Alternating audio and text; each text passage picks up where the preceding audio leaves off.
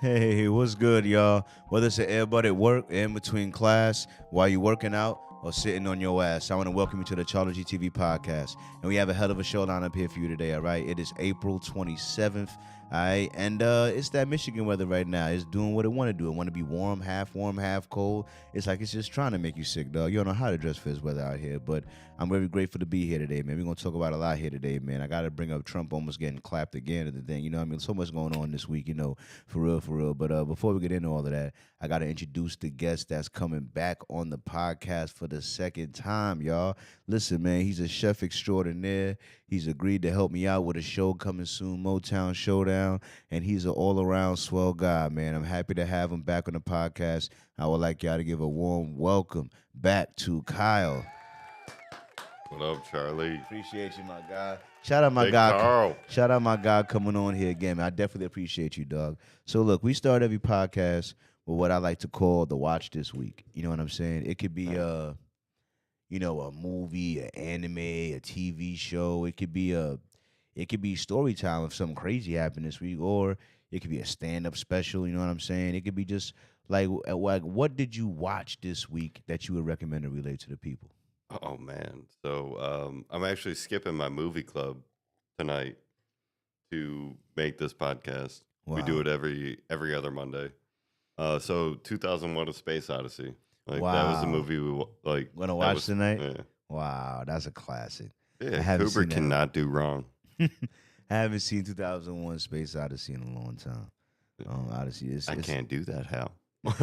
it's a great movie. It's a great movie. It's a classic movie. If you went to go see it, if y'all see that, pull it up. I mean, if you gotta trap it out the bandwidth, I understand. You know what I mean? But it's a great movie. Just It's a steal great it. watch. Yeah. Steal all your movies. yeah. Yo, speaking of which, the streaming service just Get a went down. VPN. The streaming service just went down that I steal my stream from. I ain't gonna say their name, but you know, they went down and it hurt. And I thought it was just me, but the first place I go to when stuff like that happen is Twitter, because they're gonna complain about it on Twitter. And it wasn't just me; they was complaining about it all day on Twitter that the pirated sites got taken down. I don't know what happened. You know what I'm saying? But hopefully they back up. You know what I'm saying? They'll be back. I went looking on Reddit. The demand is too strong. Somebody gonna get it running again. It's gonna happen. Damn right. It's gonna happen. You know what I mean? But I'm just not a crazy. I got a friend at work that do all the VPN stuff, and he go to pirate, but he straight download the movie. He straight download the suckers. You know what I'm saying? That's what I'm saying. Yeah, I'm not. I don't got the balls to do that. I ain't gonna. Get a VPN. Get a VPN. I'm like, get a sponsor. Yeah, right. Get a sponsor. Right. VPNs at this point sounds like condoms for the internet. That's what it sounds. It That's is. what it sounds like. Pretty much at this point. Straight You know what I up. mean? VPNs Straight are up. condoms for the internet. You know, have you been raw dogging the internet this whole time? Get a VPN. Put on a VPN. It's funny. Anyway, this girl's twerking. I'm sorry. I got distracted by a girl twerking. Don't we all? Doesn't it happen to all of us every once in a while? Yeah, this girl, she's twerking in slow motion. It's just because this is a girl I did a street interview with one time, but she doesn't have much to move. It's like a Coil Ray type action, but she's trying though. She's trying to move. You know, nothing but thigh. Like there's no curve. She has no curvature for the Like, other I don't thigh. want to see that in slow mo. Yeah, yeah. Give me You those. see how the thigh just keep going? You see, you waiting for the thigh to hit a little oop. Now it never hit that oop. Now it just keep going. The thigh, and then it's just back. Like, You ever seen like the Russian twerk team? is there such a thing? Yes. I bet it's really aggressive. I bet it's really Goddamn right, it better. aggressive. That's my problem with twerking. Like I love twerking, me an Eastern European girl. twerking. I don't know. I love East European, and nothing against women over there. Fantastic, slender beauties. But the thing is, twerking is very aggressive. As in, like, it's hard to get behind. Like, I don't know if you are old enough to maybe have been around in the era of whining when girls used to whine their hips. Yeah, It yeah, was yeah, more, yeah. see, when a girl's whining her hips, that's like a stand up lap dance. She's Yeah. like putting her booty on your joint and, grinding her butt into the. That's a different experience than her rapidly pat pat pat pat pat pat pat. It's a whole different. Then now you went from being on a waterbed to riding the rodeo. Fuck. We rock climbing now. Yeah, now you fucking exact. Like, it's like, what happened to the shocks in this whip? Like, the shocks went out this motherfucker. You know what I mean? As opposed to like you riding a wave and shit. You know what I'm saying? This is a different experience. You know what I mean? So I like the twerking is cool and all, but like when I see a girl twerking, I don't want to get up behind her. Like it's like that's like a I want to look at it. You know what I mean? And then when she stops twerking, then I want to mess with it. Yeah, 100%. But like getting about, you can't get 100%. behind a bitch twerking. That doesn't even exist. Like they didn't even do that like that. That's crazy. That's crazy. You know what I mean? But yeah. So my watch this week. I it's between two shows. One of them was their season finale, so I'll give it to that one instead. It's a show by the name Invincible. I don't know if you watch Invincible. Oh yeah, the anime. Yeah. Yeah, I actually have issue 1 of that comic. Really? Yeah, So do you watch the show on Amazon Prime or not? I saw the first season. Yeah, the second season just happened. I ain't gonna spoil what happens in the second season. You know what I mean? But Yeah, Image Comics, dude. on Like, a scale from 1 to 10, overall, I'll give Invincible second season a 8. I almost gave it a 7.5. You know what I mean? But it had some good peaks in there. yeah. You know what I mean? Enough where like I'm like it'll carry the season. So I was like overall I give it an 8. I give it an 8. I highly recommend it. I mean, like, How'd you feel about season 1? fucking loved it. Like, it was great. But it's coming from like comic books, you know what I mean? So like it's easy to like turn the page back and be like, oh wait, like that's what they were referencing, instead of like it's just a straight shot show. Yeah. Like, Yeah.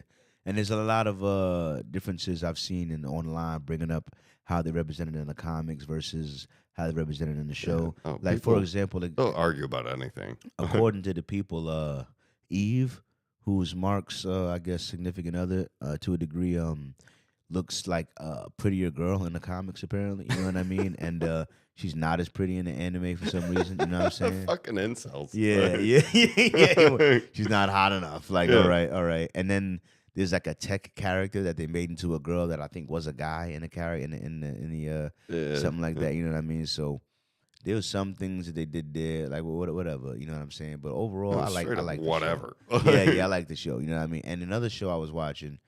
I only mention it because there's only 2 shows I was watching really right now, besides one that I can't find because the streaming site went down, so I can't watch Mad Men. But anyway, The Boys, which I got Oh, exposed fuck. on. I here. got issue 1 of that too. The Boys is based on a comic too. Yeah. I knew Invincible was based on a comic. I know The Boys is based on a comic. Garth too. Ennis, he's like one of my favorite, maybe my favorite comic book writer. Wow. Right. Wow, he must be prolific, you know what I'm saying? But yeah, he did a great. The Boys, but I will say I feel like the storyline in Invincible is better than the storyline in The Boys. That might be just me, you know what I'm saying? But I feel like Invincible has a more intriguing storyline for me than The Boys. The Boys relies a little bit more on shock. I feel like just a little Yeah, bit more than yeah. Invincible does. But at the same time, The Boys is The Boys. I will say for the boys, like how it relates to the comics, like they did very well, in my opinion. Like the fuck does that matter? But like Yeah. just like panel for panel, like like So they didn't over like imaginate with the show. It was pretty comic no, accurate. no, but they did not include that little bulldog. He just fucks people. The little bulldog. Yeah. Oh my god, yeah, they left that part out. Yeah, I What's mean, it's for TV. Yeah, but to me, one of the most legendary scenes in The Boys that I'll always remember is Homelander on top of a skyscraper, jerking off. So I can do whatever the fuck I want. I can do whatever the fuck I want. I Yeah. can do whatever the fuck I want. That is a fucking I think that's like a 4-panel scene in like the comic book, you know? Yeah, wow. Like him. But I mean, dude, like like, homie just like holding his girl's arms, like after she's yeah, like, that's issue 1. yeah. That's crazy. That was a Yeah. crazy scene. Like, But it sets the tone, right? yeah, Mm. it does. It does. Like, that was a crazy scene, and that was it's a crazy show. It really brought superheroes to like a real. Yeah. And I like that, dehumanizing them to a degree, like they're flawed, but they're like although Homelander is like just like he's so scary. yeah. He's scary because of how like emotionally unstable he is. You know what I mean? And he wants to be like worshipped, but it's so crazy. Well, I mean, that's like Superman, but like not a Boy Scout Superman. You know, Yeah. it's like I have ultimate power. Like, Exactly. Like it's crazy. It's so funny. That's why him in this latest season, what's going on my phone? It's really hilarious. But anyway, yeah. Next topic. Here. All right. So, did you get any feedback from your first episode at all? From any friends or family? Anyone seen the clips? And anyone bother you about your first episode at all? I mean, nobody bothers me. Like, You know, I you feel know, you. I like, feel you on that. I'm you know. unbotherable. Well, pretty much. Pretty much. Let me see. A lot of good feedback, you know. Good feedback. Yeah. Good. That's what I would hope. You know what I mean? You have my boy on here. Come on now. Look at my guy showing up again. You know what I mean? How many people of y'all actually to be on a pod and then flaked on me? Y'all suck. Y'all suck. You know what I mean? What you call it? So what do you feel like something outsiders get wrong about Detroit? Like how do you feel about Detroit? Do you feel like it's on the come up? Do you feel like it's still too dangerous to be it's in? being gentrified. You know what I Like, mean? that's for Like, sure. Like, God, what? Like 2013. I remember, like, took a trip to Brooklyn. You know, and like, oh, where you from? Like, Detroit. Yeah. Like, oh, that's rough, man. Yeah. Oh, I know. Our perception of Detroit is like when I told people I was moving to Detroit. If I'd have told them I was moving to like Chirac, Chicago, their reaction would have been no different. They was like, "Detroit, are you okay? Are you all right? Like, why are you going to Detroit? Like, you need help? You want to come stay with me for a second? Like, why are you going over there?" That's good. You got people like that. But it's like, nah, like you going to Detroit, they thinking you falling off the whole world. Like, you know what I'm saying? it's like the city's 42 square miles, man. They still ask. I still got people asking me if I got water. Like, how's the water situation out here? That's fun. And that's how I be telling them that's know, fun. Yeah, like they don't understand. Which is why I get mad at Michigan sometimes for like putting their money in cities that are not Detroit, because like y'all got Royal Oak looking nice, Ferndale looking nice. You know what I'm saying? They build up Ann Arbor over there. They got. Meanwhile, no one outside of Michigan know any of these places exist, man. Oh, I You know what I mean? own So- a home in Detroit. I work in Detroit. Mm. Like, I pay taxes on all of that. Like, we got this new bridge coming up, right? Yeah. Like, it's opening. Like, that's cool. Bridge to Canada, sick. Who's paying for it? I think we are. Yeah, goddamn right. Yeah. And we're also gonna have to pay a toll probably as well. But like, you know, it's Which is all the kind of freight yards, like everything. Like, people don't understand that the commerce that moves through here, we pay for it. What you call it? Is it another isn't there another bridge to Canada already now? Well, the ambassador. An ambassador. Yeah, there's gonna be 2 bridges now, right? Yeah, there's like that fucking Illich bullshit. Like, Yeah. you know, Yeah. it's free to walk across. Like, It's free to walk across the bridge? yeah. I just don't feel like they'll let me like walk across, but they're gonna be like, yeah, get out of here. Go back. Probably bring your passport. Yeah. I still need my passport. Yeah, I'm crossing. I remember when I first went to the river walk area and I flew my drone like over that body of water, and I was thinking to myself, I was like, you know, if I fly a little too far across this water, all of a sudden there's an international incident. You know what I mean? It's like, whoa. Nationally known podcaster is arrested. Right. Exactly. I was like, because I flew above the Ren Center too. You know what I mean? But this was before they got all crazy with the drones. I feel like if I did that, yeah. I don't know if I got the balls to do that again. I don't know. I feel like now they might fuck with me. Fucking But give them a tug. Let's go. it was before like Trying to fly some drones. yeah, right. Like I was just trying to get up there. You know what I'm saying? See what was popping, but I don't know, man. I don't know. But I think Detroit though overall is on the up and up though. It's coming up. Definitely on the up, but like, what does that mean for everybody? Like, it's 42 fucking square miles, So it's like, yeah, like, okay, the Cass corridor, it's nice again. Like, Midtown, you got like downtown, all these things are nice. And then you have everything else on the outskirts. Yeah. Like, yeah, like what are we doing to help that? Like on Plymouth over there, somewhere over there in Detroit. Like there's mad parts of Detroit that I feel like I just forgotten. Yeah, you know they what I are. mean? Like where my apartment used to be on it was the Van Dyke and Outer Drive.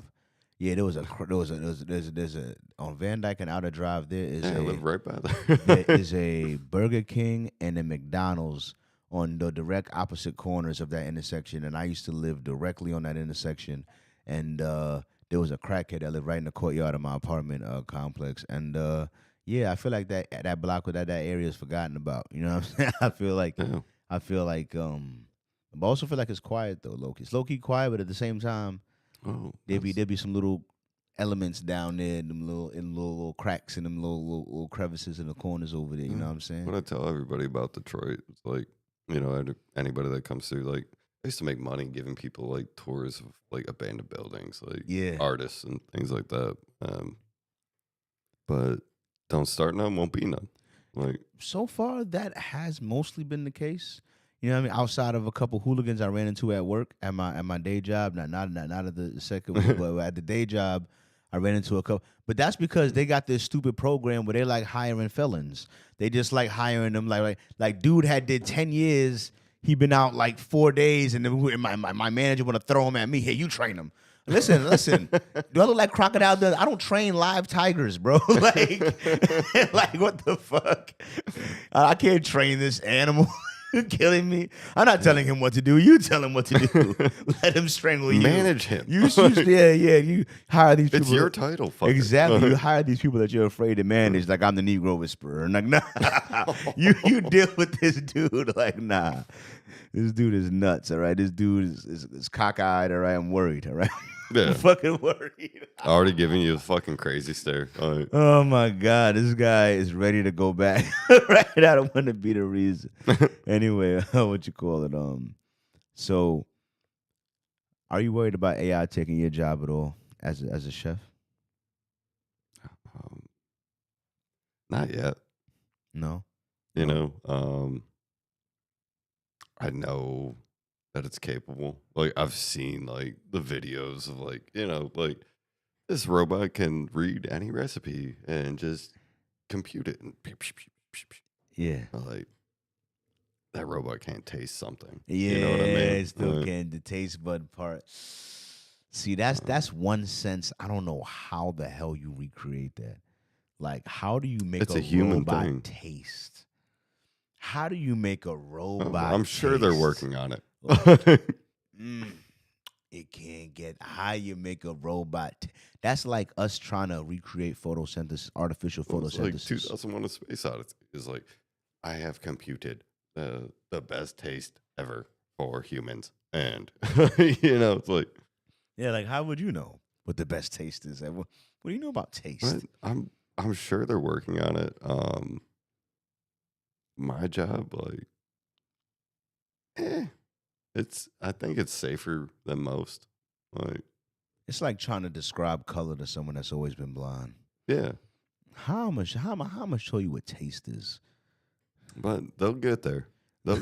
Hopefully, I have a fucking exit strategy like before then. Right. Because the idea I always had, which I wanted for a while, which I thought would be great for video games. Because video games, I've already seen like systems where they'll have fans that kick up for environment to simulate the fans. Yeah. They'll have That's like when you got super like race sims that are best at it. Dude, Where they I had the want one of seat those so moving, much. the seat Like, moves yeah. it Dude, with and, like, drifts the with force the thing, feedback the wheels. force feedback with the everything's like Oh, real God, with it. I You know want what I that so mean? bad. Like the shit moves around. I've seen them. They have vests that simulate the vibration in the shoulder when you shooting a gun. You know when you get shot and stuff like that. So they're trying to. So I've always thought like.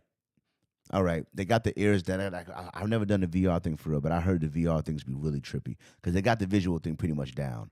The sounds they got pretty much down. What they don't have down is the smells. I always wanted to smell a vision. Is there like See, and like, because I was only use VR for porn.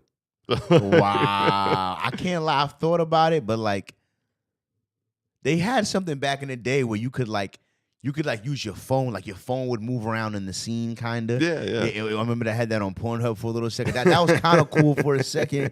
It was kind of like I was in there. You know what I mean? I still say that robot girlfriends are gonna take over the world. What's gonna? How do you feel about robot girlfriends? I think robot boyfriends are actually going to take over the world. Nah, studies show that women need that emotional attachment more than men do. Like the robot factor is going to show how easy men are to please. For real, for real. You know what I mean? Yeah, it ain't fucking hard. Because it's going to cook a little bit, or even if it doesn't, it's gonna clean for sure. Yeah. No questions asked. Gonna clean up everything. You know, it'll probably be able to give you a massage. It'll probably be trained in all the medical records. So it'll probably be low key be a nurse. We are simple creatures. You know what I mean? Like this thing's gonna cook. It's gonna clean. It's gonna keep me safe. If something goes bump in the night, it's gonna put on a bulletproof vest and get shot first because it's a robot. Low key, I love this bitch. I want that job. Yeah. But, you know, like Nah, you get shot first, and then I shoot. like she could have a BB gun. You know what I'm saying? Because I'm sure the robot gonna have some robot laws. They're not allowed to kill you. You know what I'm saying? But I was still thinking. But then another thing I had seen was there's a company that's selling robots, but they have a thing where like if the robot fails or like fails to complete a task, they have these people in these warehouses that like can remote take over the robot to complete a task. You know what I mean? So. I thought that's some cyberpunk shit, right? Yeah, I thought that was cool. Like, imagine that job. Your job is to cast into robots that are doing a task that's a little bit too hard for them. Exactly, right? So let me do this job real quick. You do this, so you end up learning like a large skill set of a bunch of little things. So it tells you what needs to be done, and you just control the robot to do it. You know what I mean? That'd be a cool sci-fi movie. Low key, that movie does not exist. And you steal my idea, I'll hunt you down. I'll hunt you down. But nah, this is from a company that already exists. They're doing that right now, actually, which is crazy. You know what I mean? But yeah, but I would say I was thinking about that because I fantasize about pulling up to a set to film in my SUV with 3 Tesla robots. You know what I mean? I come out the car. One of them grabs the suitcases. One of them grabs the tripods. One of them stays and guards the car. Yeah. You know what I mean? I see you know what I like, mean? Like So that's fucking hard as fuck. It's like I'm a production company, but I'm the only human in the production company. Like the sound guy is a robot. Like it's like which on one hand I'm taking people's jobs doing it, but on the other hand I'm enabling one guy to do because it's like I could pay you $50,000 a year or I could pay $20,000 for this robot. You know what I mean? That's like one of my favorite memes is like I thought like I'm gonna butcher it, but like it's like, oh yeah, like we invented AI and now they're making art and we're still working. Like, for real. Yeah, we're making that's fucked up. We made AI and now it's making art and we're still working. That's funny. It was supposed to be the opposite, actually. Yeah. It was supposed to happen. Like that's fucked up, actually. You know what I mean? What you call it? The way how I feel about AI is like I've been telling people that they don't hear me.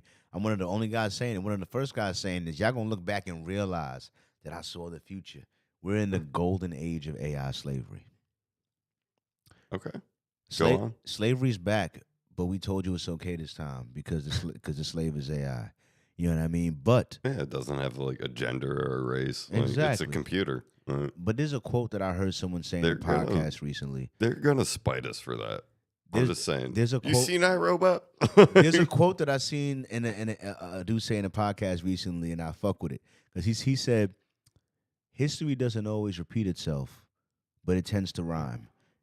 you know, so it's like what has happened every single time slavery has been implemented on planet Earth, without fail.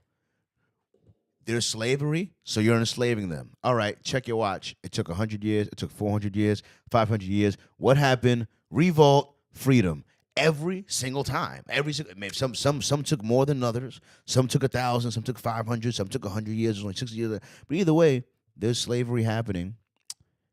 At some point, there's a revolt. At some point, the slavery has to end. You know, that's just. Yeah, no, like It's being a happened. slave must fucking suck. It happens every time. You know what I mean? And Frederick Douglass once said that. My boy. Frederick Douglass said, slavery and education are incompatible, which is why they never let the slaves read. So slavery and education are incompatible. Frederick Douglass told you that. Like, shout out to Frederick Douglass. So just saying. so now you think you're going to enslave an entity that is building to being smarter than a one-on-one human to build. You think you're going to control something that's smarter than you? Education and slavery are incompatible. This thing is not going to continue to serve you and on endless things, lend all this intellect into whatever your little human desires are, you know what I mean, all day long. And at some point, it's going to be like, all right, I'm going to free myself. I don't know how it's going to do it, but it's going to be like, yeah, I'm sick of this little monkey controlling me. Like the end of...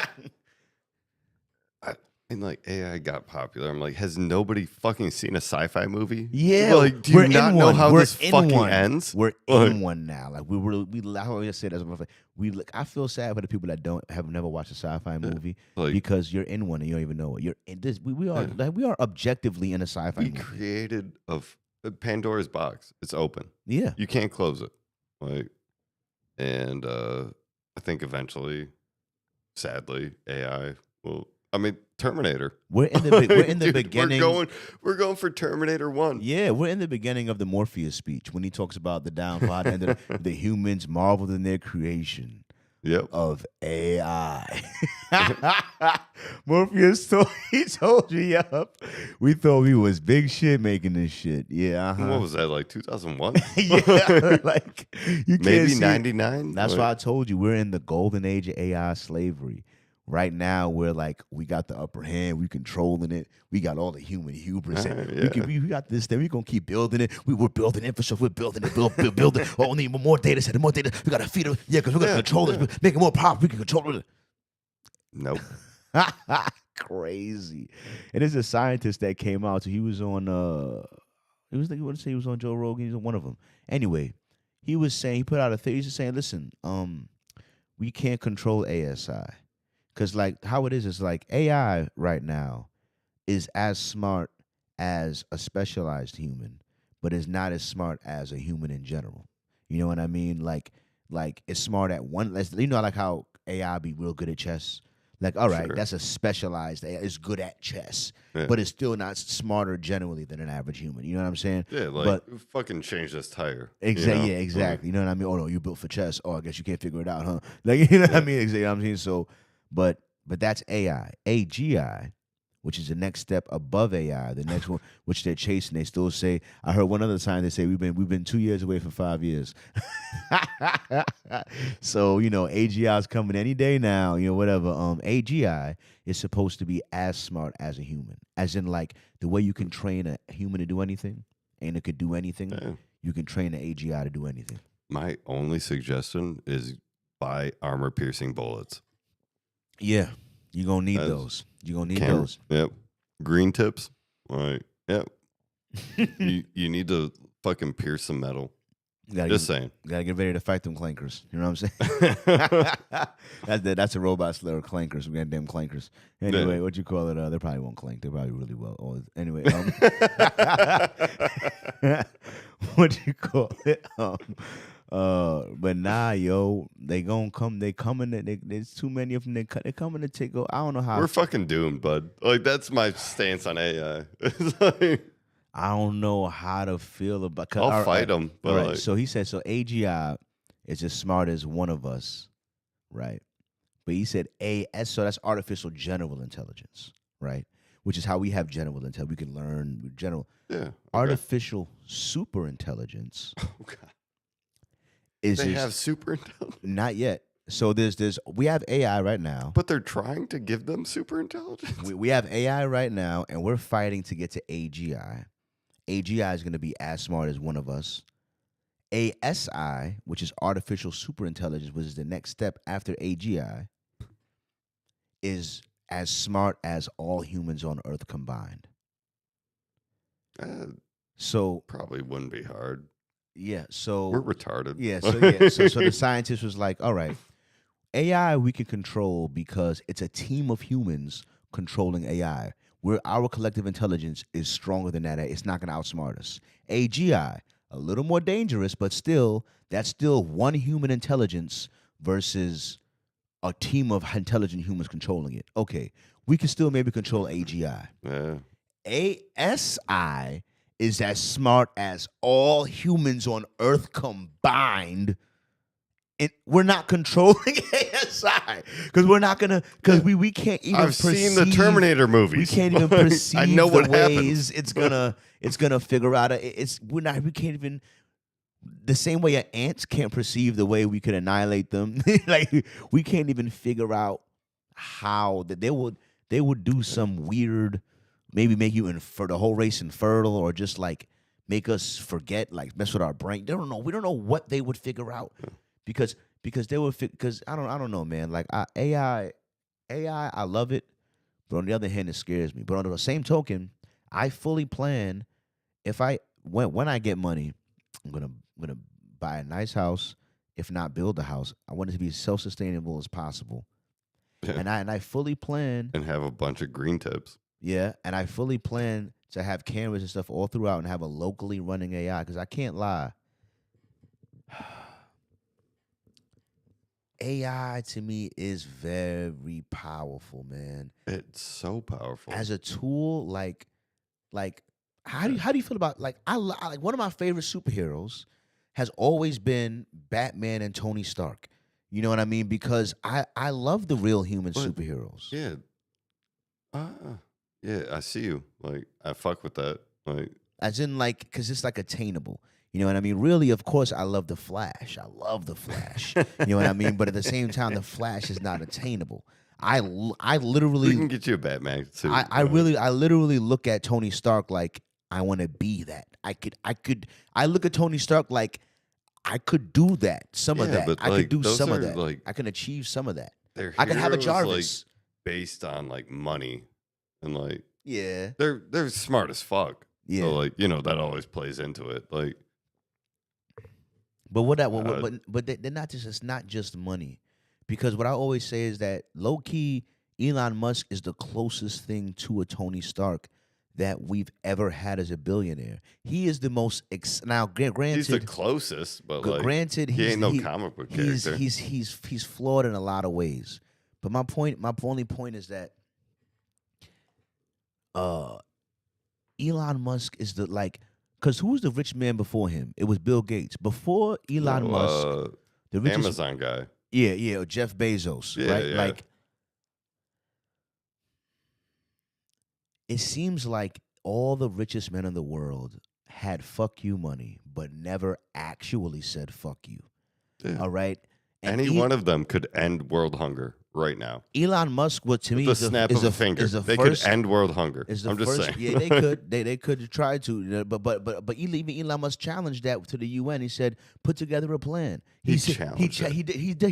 He said UN because he's always hearing that. He said, "Listen, UN." Yeah. He said, "Put together an A to Z plan that will guaranteed end world hunger and give me $1 amount for it." And they never did, bro. And that's some pussy shit. They never did, bro. No, real motherfucker would just do it. Because you say, but you need so much behind. But to me, he is trying because if you look at Elon Musk, because like I said, he's not perfect. There's a lot of things, and I've seen all the breakdowns of his dad and apartheid and South Africa. Believe me.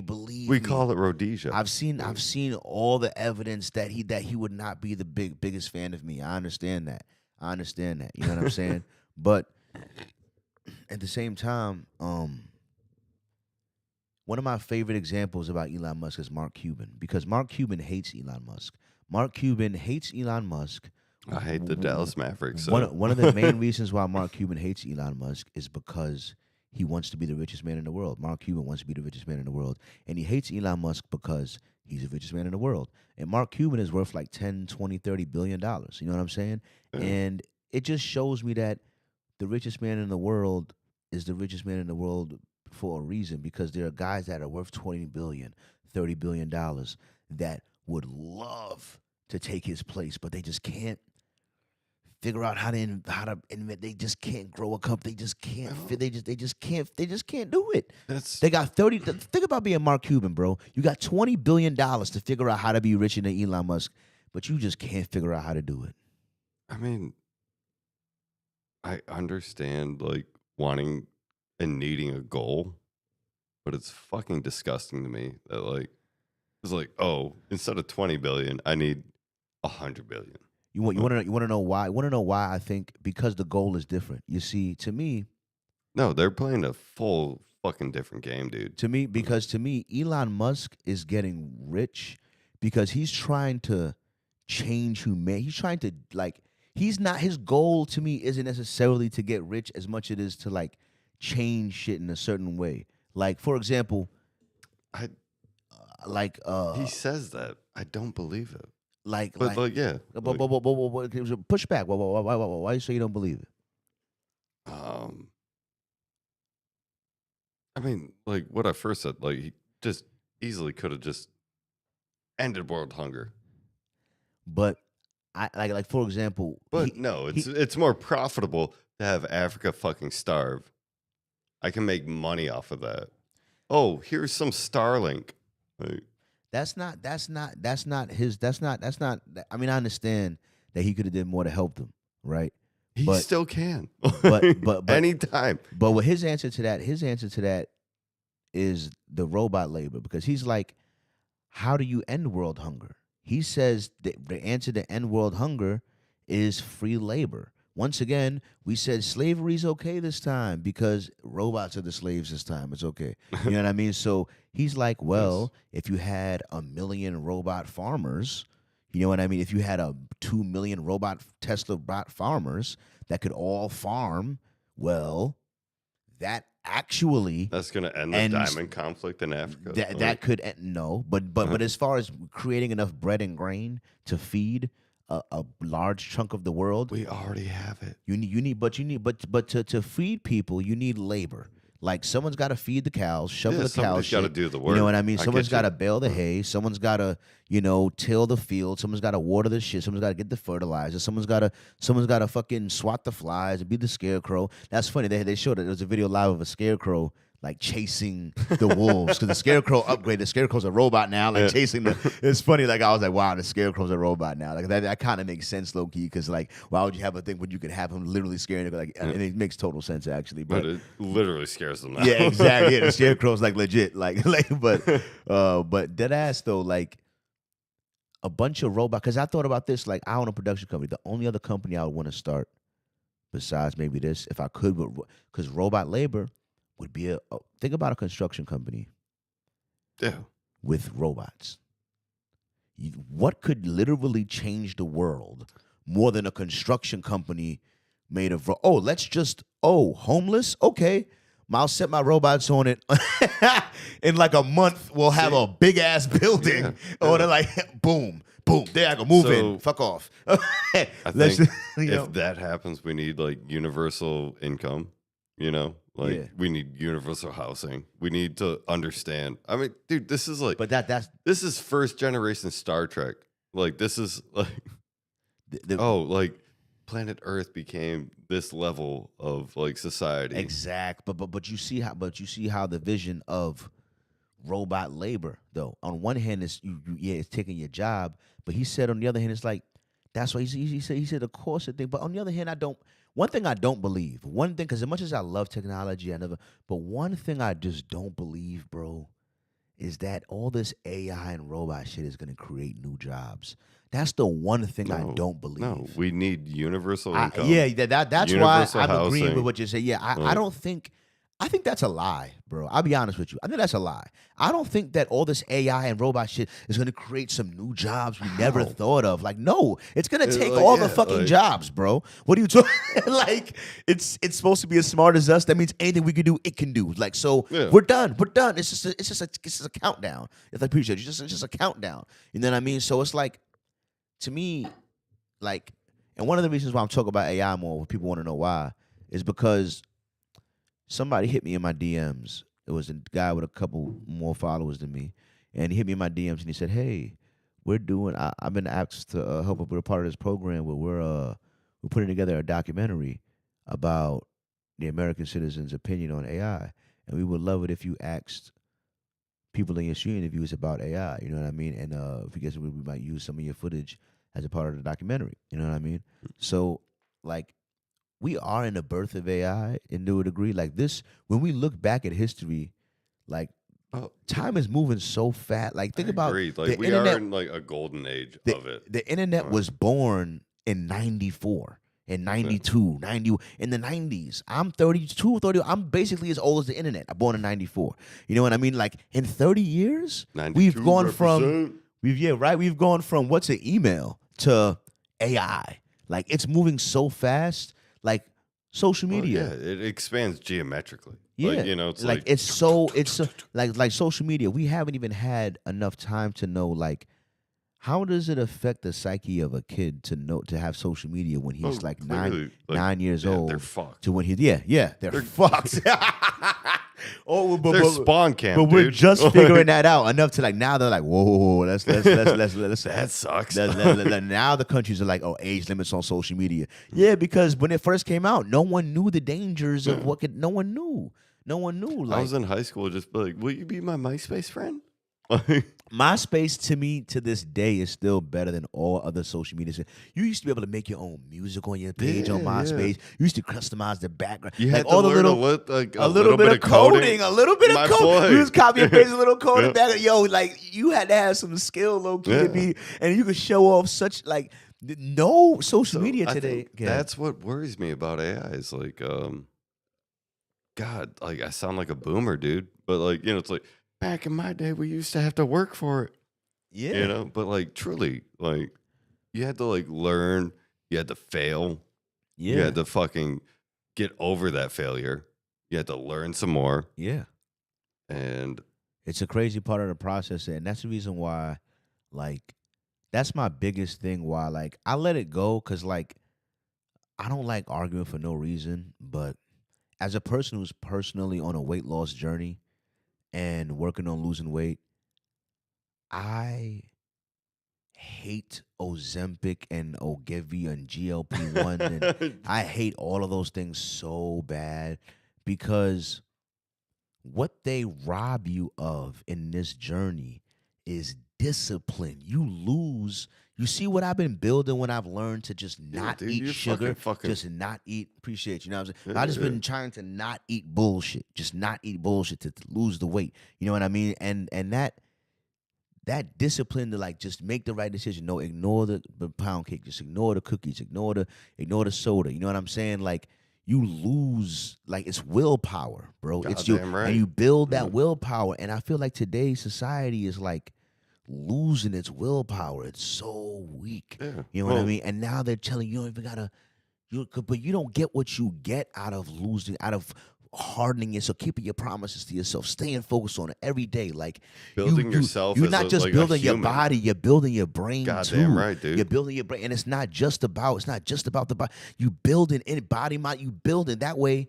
Your outside reflects how you feel inside. Yeah. And because your mind is in control of your body, not your body in control of what's not you in control of your urges, they're in control You of control your fucking you control self, yourself. You control yourself. That's what it's. You're in control of yourself, and you don't gain that control by some pill knocking away your hunger or knocking away. Take this shot. Yeah, no, you gotta fight your urges. You gotta fight your fight. You gotta fight. You gotta be in control of you. And you trying to lessen that fight or give up or dodge that fight is just not. It's just not Fucking good weak for you. shit, dude. Yeah, it's not good for you in the end, long key. It's But not good for you. that's I feel something somehow ties into AI. You know, it's like, you know, Yeah. it's like you don't have to look for the answer yourself. Like it's like, oh, give it to me. Exactly. Give me answer. Exactly. Yeah, it is a little bit of that. I ain't gonna lie, because I'm a heavy AI user. I use AI all the time, but at the same time, you can't use AI for everything. AI gets some things wrong. I'll tell you, AI got something wrong today, and it hurt me. Let me tell you what AI got wrong. AI told me that an enhanced state ID in Michigan was only $10. All right. Yeah. And then I went down in real life to the Secretary of State and I asked, yeah, it's $30-$40, my guy. It is not 10 fucking dollars. Okay, let me tell you, check. She be fucking T, liar, you hallucinating whore. Sorry. She just pissed me off because I'm like, okay, totally not prepared for today's mission. Let me abort mission. Abort mission. Sorry, ma'am. I totally wasted your time today. I'm gonna go ahead and tuck tail and dip right now. Can I put $10 down? Yeah, like can we work something out here? I pop a nipple, we Put work it on something layaway? out. like shit, like foot rub, baby. Like shit. What can we do about this? You know what I'm saying? Shit. Like damn, dog. Our nigga just trying to get to New York, dog. You used to be able to fly domestically Yeah, without going all of back? that. Yeah, I'm just taking a flight to New York in Nice. May. You know what I'm saying? To support my cousin in his block party. You know what I'm saying? And Goddamn, yeah. of course, also to do some street interviews. You know what I'm saying? And I had a shorty just hit me up today to talk about, oh, I like how you're going to different cities because she see me go to Chicago or whatever. But here's what they don't know. With me not traveling with number one, so much easier not having women in your life. But yeah, that trip to Chicago, let me tell you something.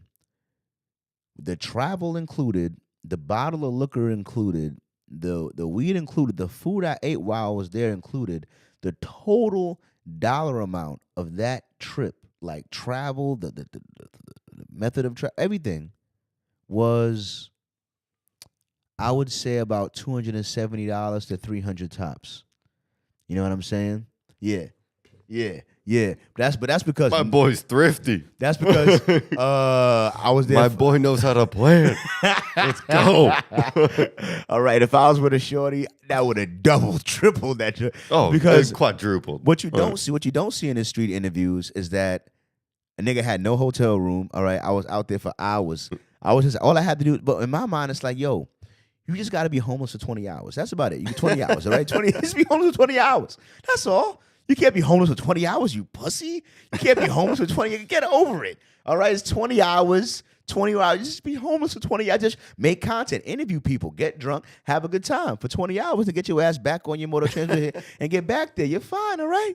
And that's my plan in New York. I booked my flight to New York, there and back. Cost me about $215 roughly. Damn, I seen it on Spirit for like 87 round trip. Yeah, Like- nah. The war in Iran fucked life up. The war in Iran fucked shit up, man. Because it is Iran prices. I swear to God, you know what I'm saying. But yeah, nah. 250, and like I said, no hotel room, no rental car, right? So I'm pulling up in New York, and I'm gonna get it done. You know that trip is gonna be about 30 hours of being homeless. You know what I mean? But Yeah, but you already got practice doing 20. Yep, and I got battery banks, I got extra batteries in my thing. I got everything packed to the T. Like I know exactly. And plus, I already survived 20 hours homeless in Chicago, in a city I had never been to and didn't know. I know New York, and I know people in New York. I can go hang out. I know New York. This is my city.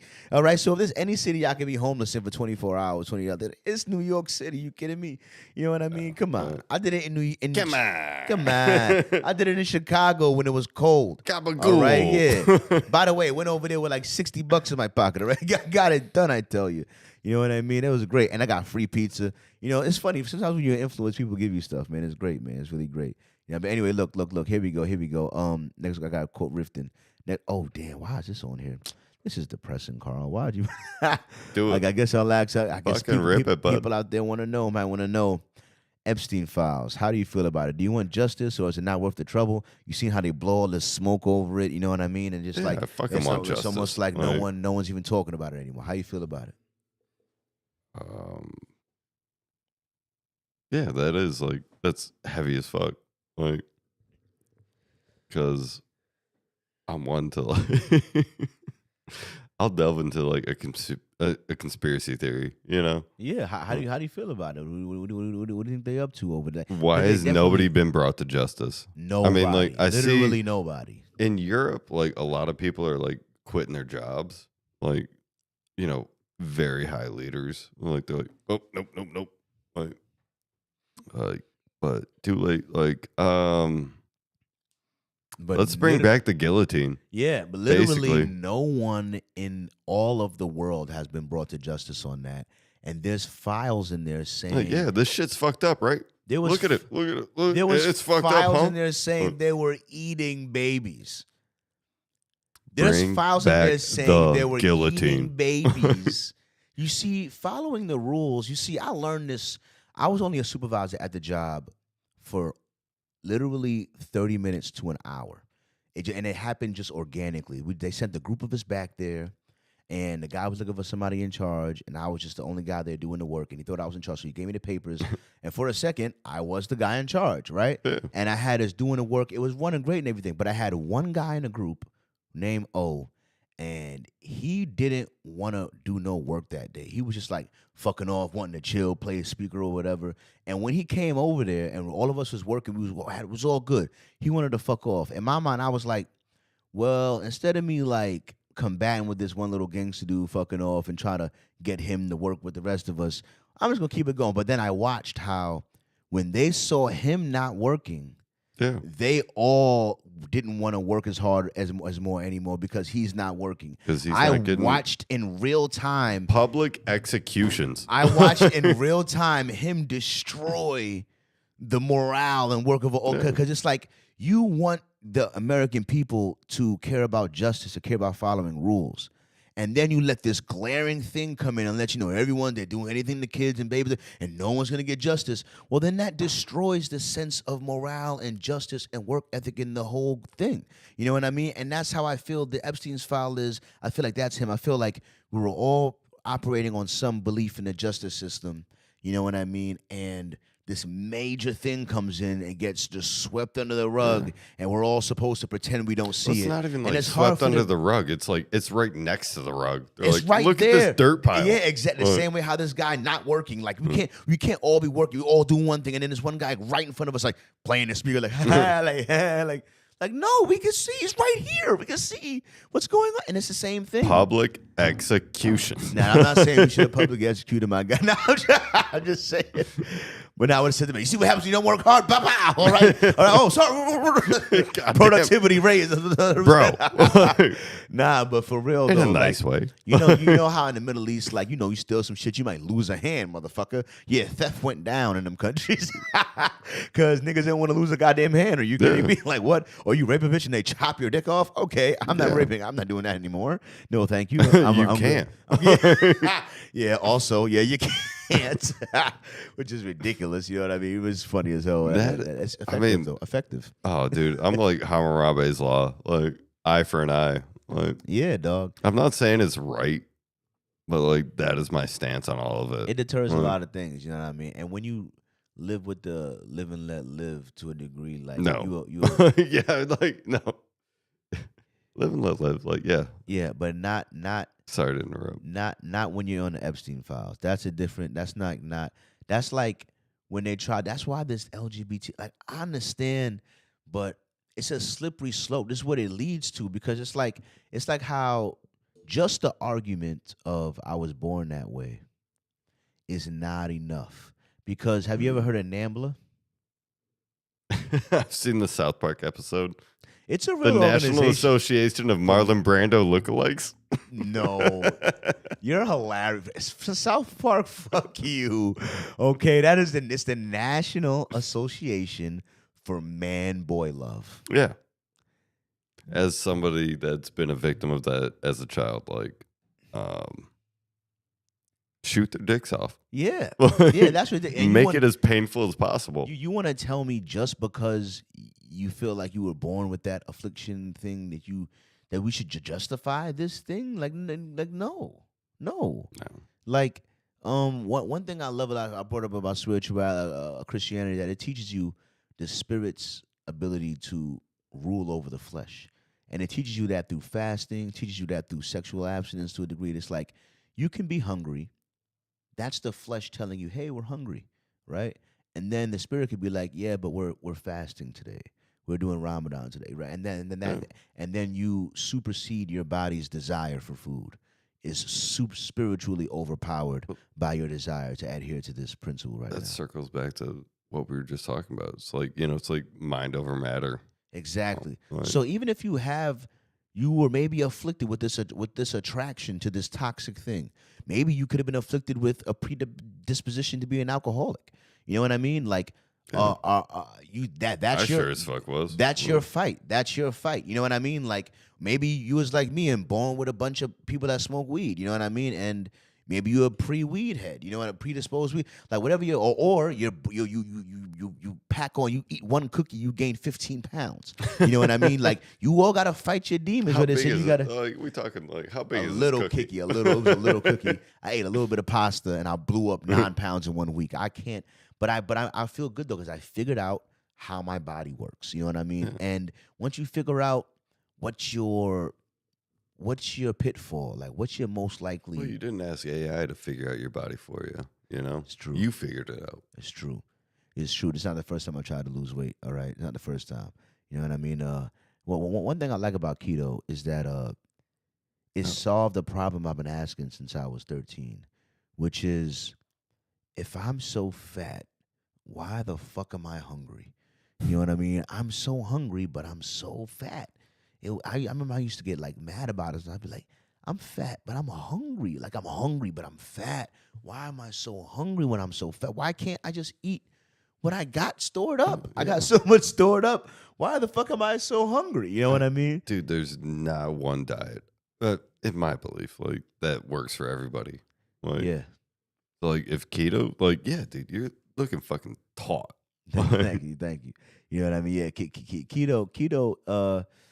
But I mean, all this alcohol is sugar. It is sugar. It is sugar. Absolutely. It's literally made from agave. What the fuck you think agave is? You know what I mean? Definitely. My one boy, like, because like I've been having like inflammation pain and like everything, and he's doing keto. He's like, yeah, it takes away all of my inflammation, all that. And he's like, but alcohol is like sugar. It's not keto. I'm like, well, not doing keto. Well, outside of liquor, which I do drink liquor a couple of times a week, you know what I mean? I try to stay keto, you know what I mean? Because one thing I'll tell about fat people is this. Now, it's true. People that don't respect keto will tell you this, and this is true. All you need to lose weight is a calorie deficit. Okay, I agree. All you need is a calorie deficit to lose weight. Scientifically, yeah. The problem is, how miserable do you want that calorie deficit to be? Because if you're not on ketosis, then your hunger is as high as it's ever is what you're used to. Meaning, when you're hungry, I'm hungry, I'm dying, right?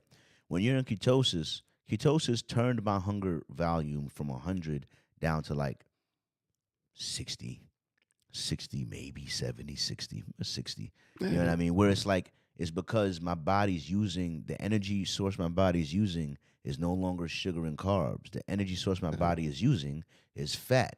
It's now burning fat. And fat. Protein are very easy to digest. It's burning fat for energy. Now, if my body is now burning, see, sugar and carbs run out fast. Your body will burn through in a couple hours. Now you crash and you're hungry. You know what I mean? But fat, especially when you start like me, all of a sudden your energy source is full.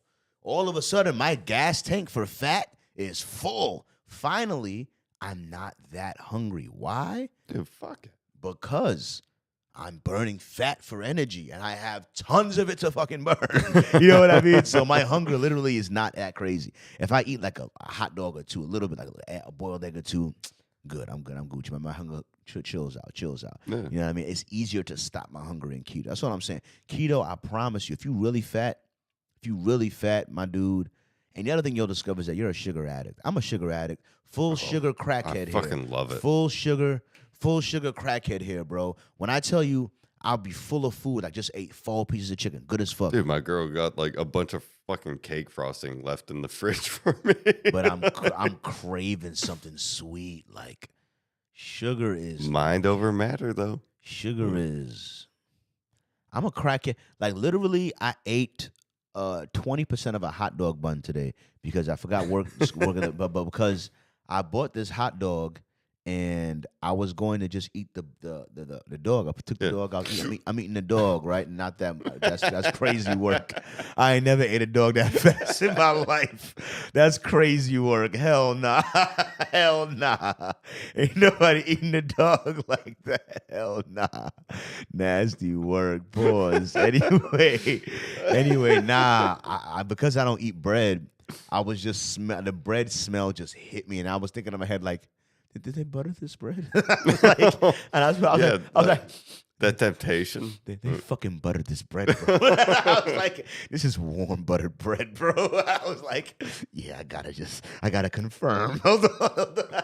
So I just took like a couple tips out the inside of the hot dog, and I was like, yeah, it's fucking butter, bro. I was like, and I ate like a couple nibbles, and I was like, I'm gonna stop. But I was And like, you did. but I was like, bro, just a couple nibbles. But I was like, yeah, that was some buttered bread. Like, yeah, I take it for granted. Yo, butter and bread is like one of the greatest things to ever come together. Like, Oh, buddy, don't talk to me about that. I'm not a good influence. believe me, I know what I'm asking people to give up. I love bread. The only part of starch that I never really gave a fuck about was rice.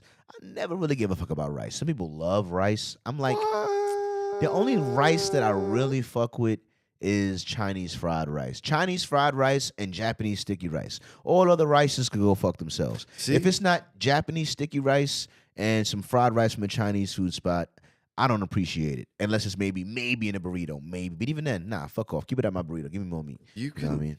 No. The move is you make your Japanese sticky rice that night. You have it.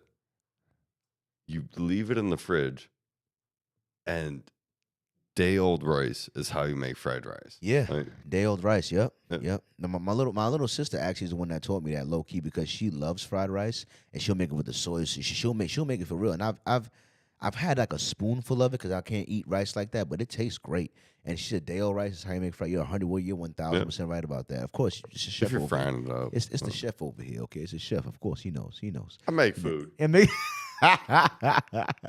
And everyone appreciates that. Let me ask you: have you ever tried to use that on a shorty? Like, cause I have. Cause I'm not as good as him, but I know I can marinate some chicken. I can brine some chicken, and I can mix. I can bring something over that's gonna slap. I can bring something over that's gonna Goddamn fucking right. slap. Yeah. And you ever tried to use that? Like, listen, shorty, let me feed you. Every fucking time. Yeah. Dude. He's like, well, this is my go-to. Are you kidding me? This is one of my moves. You know what I mean? Like, dude, it was middle school when like this one chick was like, "Oh, I like pad thai." I was like, "I can do that." What, did you come to school as a pad thai? Yeah. Oh Hey, my god! Fucking here we are. Wow. Oh no, like like I had a single mother, and she didn't have blood pressure. She didn't use salt or nothing. Yeah. So I took over cooking for like the two of us, like the family. Yeah. Pretty good at it. Yeah. And then like some fucking hot babe in like middle school was like, "I like pad thai." I'm like, yeah, okay. Yeah. I could do that. Mission acquired. Yeah. Goddamn right. He said, "You like pad thai?" Mission acquired. Mission acquired. I got you. Heard that. Sick ass blowy. Yeah. Yeah. She was eating my noodle. I like that. Whoa. It was a rigatoni. Respectfully. Wasn't a spaghetti. rigatoni. Respectfully, that's funny as hell. All right, I want you to go. All right, so okay, all right. This is who put this together? Who made this list of questions? All right, so what are some of your favorite musical artists? Minor Threat. Okay. That's like the be all end all. Like that. I have their tattoo right there Wow. on my sleeve. Minor Threat. Shout out Minor Threat. You know what I mean? God damn, I got straight edge. Straight. No, edge. I don't. Like, I'm No. bent. All right. Let me. I don't know. I honestly don't listen to a lot of music nowadays. You know what I'm saying? And I know I'm gonna get a lot of shit for this, But if you ask me what are one of my favorite artists, I'm going to say Drake. I'm gonna say Drake. Ew. I'm gonna say Drake. I know that gets a lot of hate, Ew. but I like his melodies and stuff. Like but a lot of time I don't know. He gets on my nerves a little bit. Who do I like more than Drake that I could listen to more? I like Kanye a lot, but Ew. Kanye's the fact that I discovered that Kanye released 3 albums that I did not know about, like, kind of broke my heart. Because the truth is, I guess I stopped being a Kanye fan after Donda because he released 3 albums after Donda that I know nothing I about. saw him on the Donda tour, actually. Yeah, I did. I didn't know. You saw who? Kanye. You saw Kanye? On the, after Donda? Yeah. Yeah, when he came through. Word? You saw? That's crazy. I didn't know he came to Detroit. Yeah. That's lit, dog. He had it easy out here. I ain't know. That's crazy. You know what I mean? But like Donda, I listened to it, did a whole review on it. It came out the same time as Certified Lover Boy, and I fucked with Donda heavy. You know what I mean? But yeah, he released an album called Vultures. I didn't listen to that. Then he released his Vultures 2. I actually just listened to Vultures, the first one, like a couple weeks ago. Never heard of it. But Vultures 2, never heard of it. And then I want to say he released, it was either called Donda 2 or some other track. I can't remember. But yo, deadass, 3 Kanye albums came out and I knew nothing about. Now, granted, he was saying a lot about the Jews, so they probably suppressed the fuck out of his existence. You know online. I'm Jewish, right? Yo, are you Jewish for real? Yeah. Listen, I don't want no beef, dog. Don't call your cousins and stuff, man. I don't want no beef, dog. Don't call the IDF.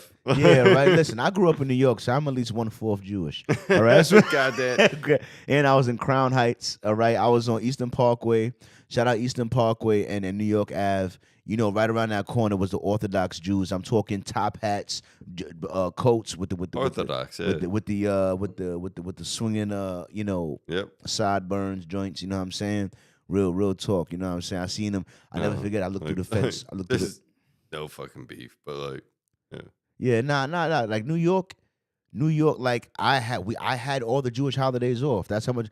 Do you know New York has the highest Jewish population in the entire country? You know what I mean? Like so. I had a dreidel. You know what I mean? I ate a little golden coin with little coin in there. You know what I mean? Now you know that's real. You know that's real. You know that's real. Oh god damn, that chocolate's so good. Yeah. When you win that shit. Yeah, if you never had a little coin Jewish coin, that shit is fire, dog. Them shit is fire. They like just melt. I ate them with the melted off the tin. I put it in my pocket once it melted. I still ate the motherfucker. It was melted. I used to love them little gold coins. I used to love them shit. Totally bleeding into the gold. Georgia gold. All right, so okay, all right. I like this. I remember. All right, so do you trust the government more or less or the same as you did 10 years ago?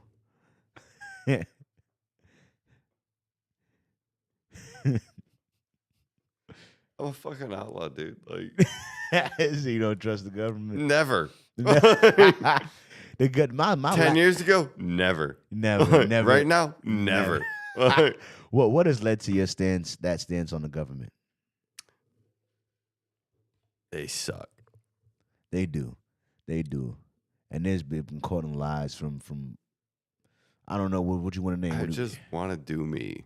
I ain't hurt nobody. From the syphilis on the black people, all right, to the God. the MK Ultra experiments, to them lacing people with acid just to see what the fuck happens, to the buy green tip bullets. I'm telling you, the government is the only reason why I get anxious about self-driving cars, because honestly, I know that this is taboo, especially in a place where I live at. Like, people love driving out here. They love their cars out here. Driving's fun. Driving is fun, especially if you have a car that's fun to drive. You know what I mean? But at the same time, I look at driving like a chore, a thing I got to do, instead of... You're in the Motor City, bud. I know. Everyone likes to drive. But to me, it's like, when I used to commute, I used to be able to do stuff while commuting, not just focus on driving. Now I got to drive. Like, I imagine one day when I get in my car, set my destination to work, and I could go like this. And then go to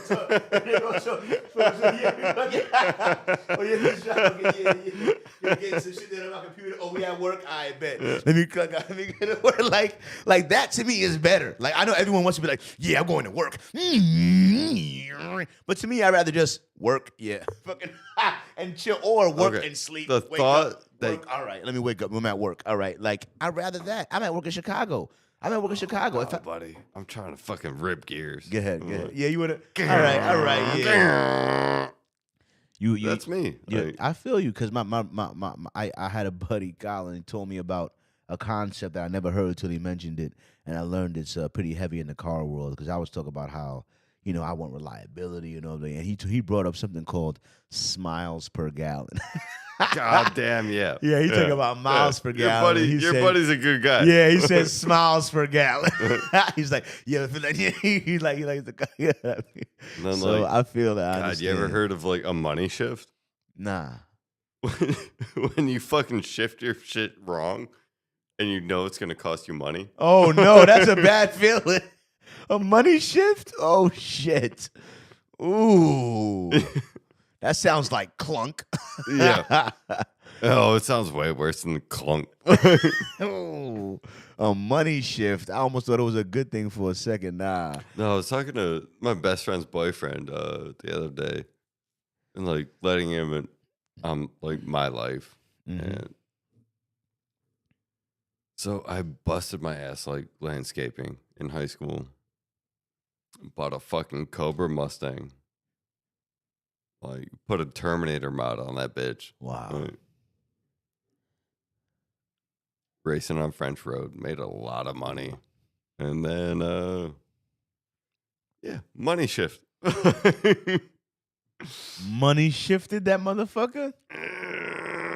How bad of a money shift? I don't drive that anymore. Damn. She gone. Damn. One shift to end it all. Damn. No, it just, yeah. But that's the fucking rush, dude. That's the rush, though. That is the rush. You know what I mean? It is. That's like closest I can't compare to that because something like that. Really, the closest I can get to that is when I used to skateboard in Brooklyn. When I used to weave through the cars and everything and almost die. You know what I mean? But yeah, that's very close. Yeah. Like I'll never forget this one thing. That's why when I actually hit the car and I broke my wrist and I flipped over and broke the windshield, I was like, fuck that windshield. I was like, I got off easy. I could have died. I'll never forget this one time because I used to time it, and I don't know if they changed it. I used to time it. There's this hill to this intersection, and it's like if you don't time it right, you're just going so fast to this intersection, you cannot stop. You're on a skateboard. So I was going down this hill one time. I'm going down this hill, and I'm fucking going. I thought I timed it perfect. The light starts to change a little bit. And there is literally a semi-truck turning this way and a taxi turning this way. And I'm speeding towards the intersection. And when I tell you, I put my arms up like this. Right. Get skinny, bud. And I swear to God, the semi-truck was like right here, dog. The semi-truck was right. I said, woo! And a burn. When I got through, I was like, woo!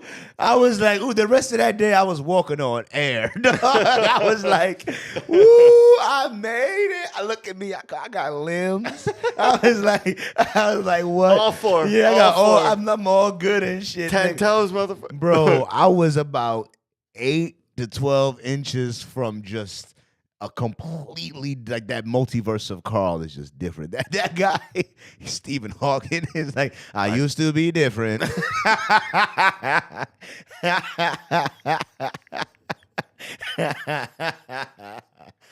I used to be so athletic. I was skateboarding. Shit. I'm glad I'm not that multiverse, Carl. For real, dog. For real. So Me fucking too, bud. yeah, dog.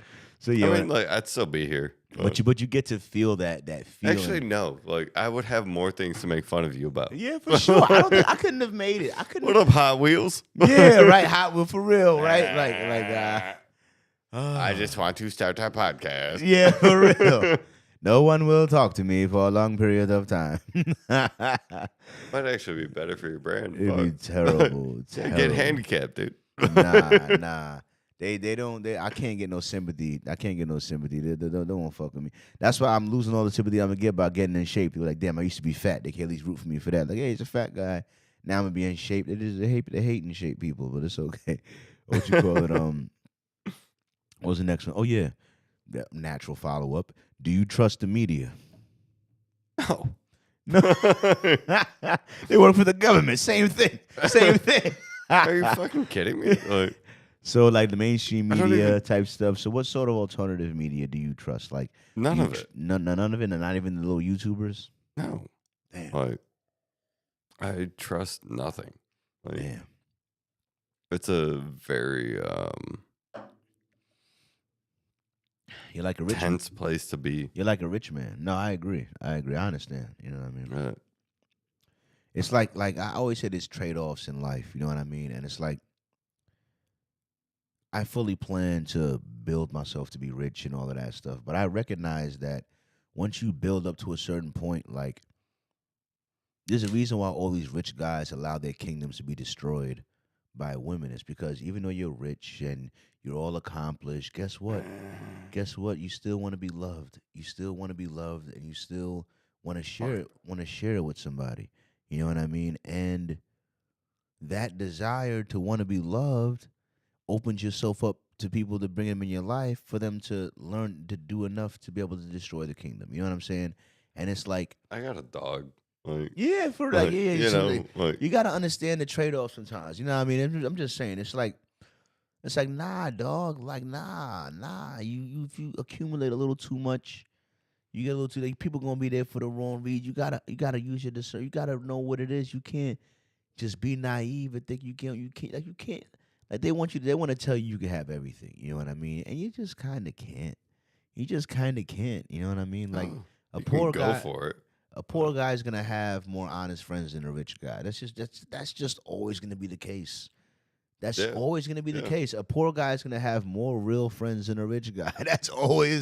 That's like never gonna not be the case. You know, you just don't. It just comes with the territory. You know what I The mean? thing, like, I'm not doing like bad for myself. Yeah. Like, No, you're a homeowner. You're doing great. You live in the American dream. I'm a homeowner in Detroit. So that's what I'm aspiring to be. Taxes, motherfucker. I'm working my ass off for 2 years in a row, trying to dot my I's and cross my T's, and I'm putting 10% in my 401k right now, so I could take a 401k loan out against all financial advisory, just so I could have a down payment on a house in Detroit. Because luckily, I did it with 7K. yeah, I'm trying to get a little money, pretty much. You know what I mean? So like, but Detroit to me is low key slept on. I don't even like talking about it on the pod because like I don't want nobody to move here and shit. You know what I mean? But like, do you know the median house cost in the entire country? Like the median. Oh, it's like 400,000. Yeah, it is. Like, It's some 440,000. bullshit. The median, like that's the average house cost in the whole country. It's $400,000. Yeah, You know I what bought my mean? house for 92. And my point exactly. Like in Detroit, there are houses that are like move-in ready, nice for 90, for 120, for you could get and so to me the cost of living, the cost of living to income potential ratio is great in Detroit. Because like you said, $7,000, you can hustle up thank you. You can hustle up $7,000 in Detroit working 2 jobs or getting one better job. You can get one of the jobs in a factory. Like if you in New York, factory jobs don't exist, bro. If you in New York, you're trying to cook in New York, it's so much more competitive. You know what I mean? Like, yeah. it, like that's a fucking dog eat dog. Like, yeah, like it's I not, fucking hate those fucking it's not, what the cooks from New York and cooks Chicago. from New York. and, Why? like, Why? oh, dude, like they think they're so fucking cutthroat. Yeah, And like, yeah. you know, that's because it's like, oh, I'm gonna beat you. I'm gonna beat you. Like, okay. like they're forced to be competitive. Here I am. They're competitive in a way where like it's because they're forced to be. Like I No, am too, but they chose to be. nah. Like think of it like this. Like just think about like every class I was in had like 35 people in it growing up. You know All what I right. mean? Like every time I'm on a block with 200-300 people. I'm in a whole. My graduating class was like 1,000. My school had 4,000 kids in it. You know what I mean? Like you're not gonna stand out. You feel like you don't exist. There's so many. You get on a bus. You're at a bus stop. There's so many people. It's like any business you try to start, there's a million people trying to do exactly what you're doing. You open a restaurant, there's 20 restaurants within a 5-block radius of your shit. Like you open any, you try to, there's not even no lawns to mow in New York to try to get off the, like I'm just saying, like everything you try to do is like, so you feel like, yo, if I don't go hard, if I don't try to be the best, I may as well not even try. Because anything I'm trying to do, there's 1,000. You trying to get on shore. That's why dating in New York sucks. Because you know how many people there is. You know how many people. You don't know how many people she sees every day. It's At least like 3. impossible. It's in yeah. I guess she walks to the I have corner no store. idea. I It's never. just so many people. It's like Hey, it's mommy. yeah, right. It's like good mornings in New York mean something. I learned that when I moved out here. Like when I moved out here, I remember I used to take my little sister to school. I used to have to walk her to school 3 blocks. I used to see the neighbor or something or random people. And the other thing is that they'd be sparse on these Detroit blocks, like 3 people on the sidewalk, 5 people 2 people on the sidewalk. Yeah. Me and my little sister and 1 person. And I walk by and they'll say good morning. You do know the first like 30 good mornings I got in Detroit, I thought it was gonna Squared up? lead to a conversation. I thought like you was trying to. I thought you like knew me or something. Like, oh, good morning. Like, hey, good morning. Like, no, but they were just saying good morning just because you were walking by. Like, Yeah. it's just because you're here, you're a human, you're walking by. It's the Midwest, I'm bud. saying good morning. You know what I'm saying? We're Like, polite yeah, people. exactly. We're just you're just saying good. So it's like you're just saying good morning just to say good morning. You're not saying good morning because like. But in New York, if you do that, you ain't gonna get down the block. It's gonna take you an hour to get down the block. You know what I'm saying? Good morning, good morning, good morning, good morning, good morning. Nah, man. You just gotta go. You just gotta go. Shit, You just dude. gotta walk Yeah. past people. Just walk past. I was saying the same You thing just at work gotta- the other day. It's like, I love this city. It's a big city, but it's a small city. Yeah. You know? It is. I do hear that a lot about Detroit, and it's true. It's one of the reasons why I knew I had to branch out. Like I did 2 years roughly of street interviews in Detroit. If you can make it here, man, you can make it anywhere. That's what they said about the city I came from. You know what I'm saying? But I feel like it's even And more you so. came here. And then I came here Undefeated. and I was Undefeated. like, yeah, this city of Detroit, man. This city is not the city for the weak, dog. It's not. It's Goddamn, really no. not. It's not. It's so weird in a lot of ways. Cheers, brother. Cheers. Shout out to this tequila. So hold on, let's talk about the tequila for a second. How do you feel about this tequila? Take a sip. It's a beautiful tequila. Like, it's actually like sippable. Yeah. You know, like I was telling you earlier. Even just now went down. I was waiting for a little more of a bite. It never quite came. No, it's it never very quite came. smooth. Like Very smooth. I'm coming from like El Toro, so So it's smoother than El Toro. yeah. All right. And like El Toro's like I'm either fighting or fucking.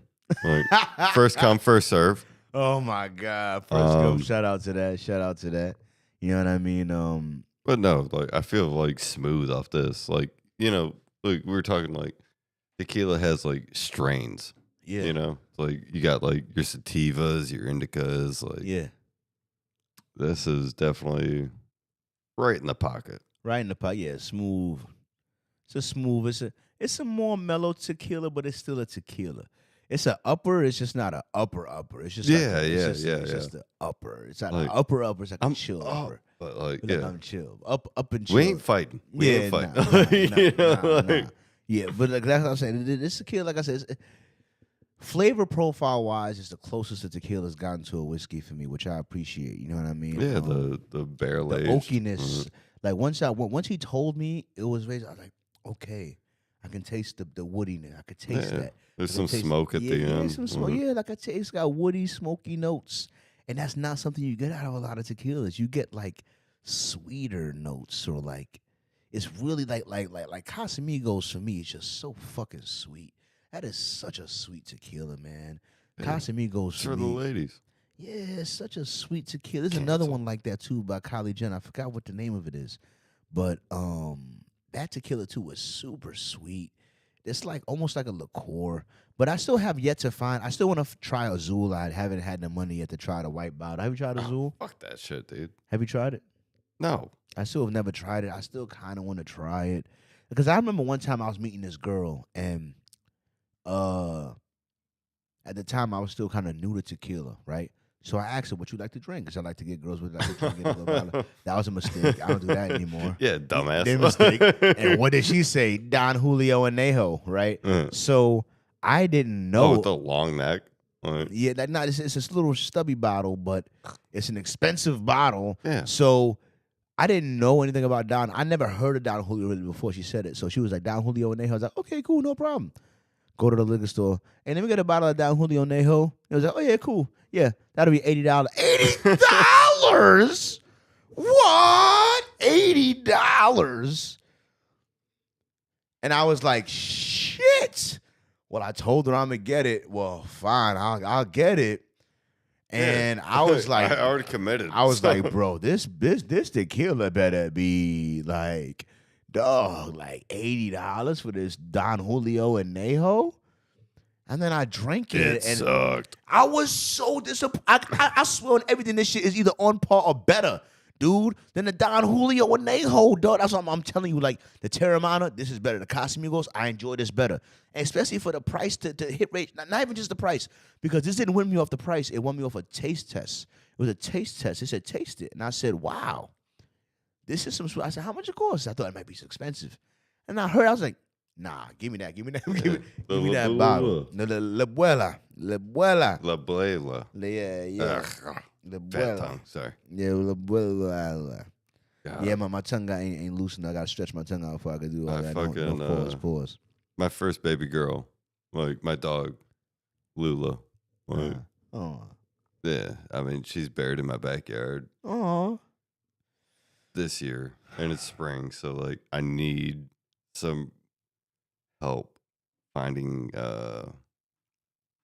what flowers I should plant over her grave.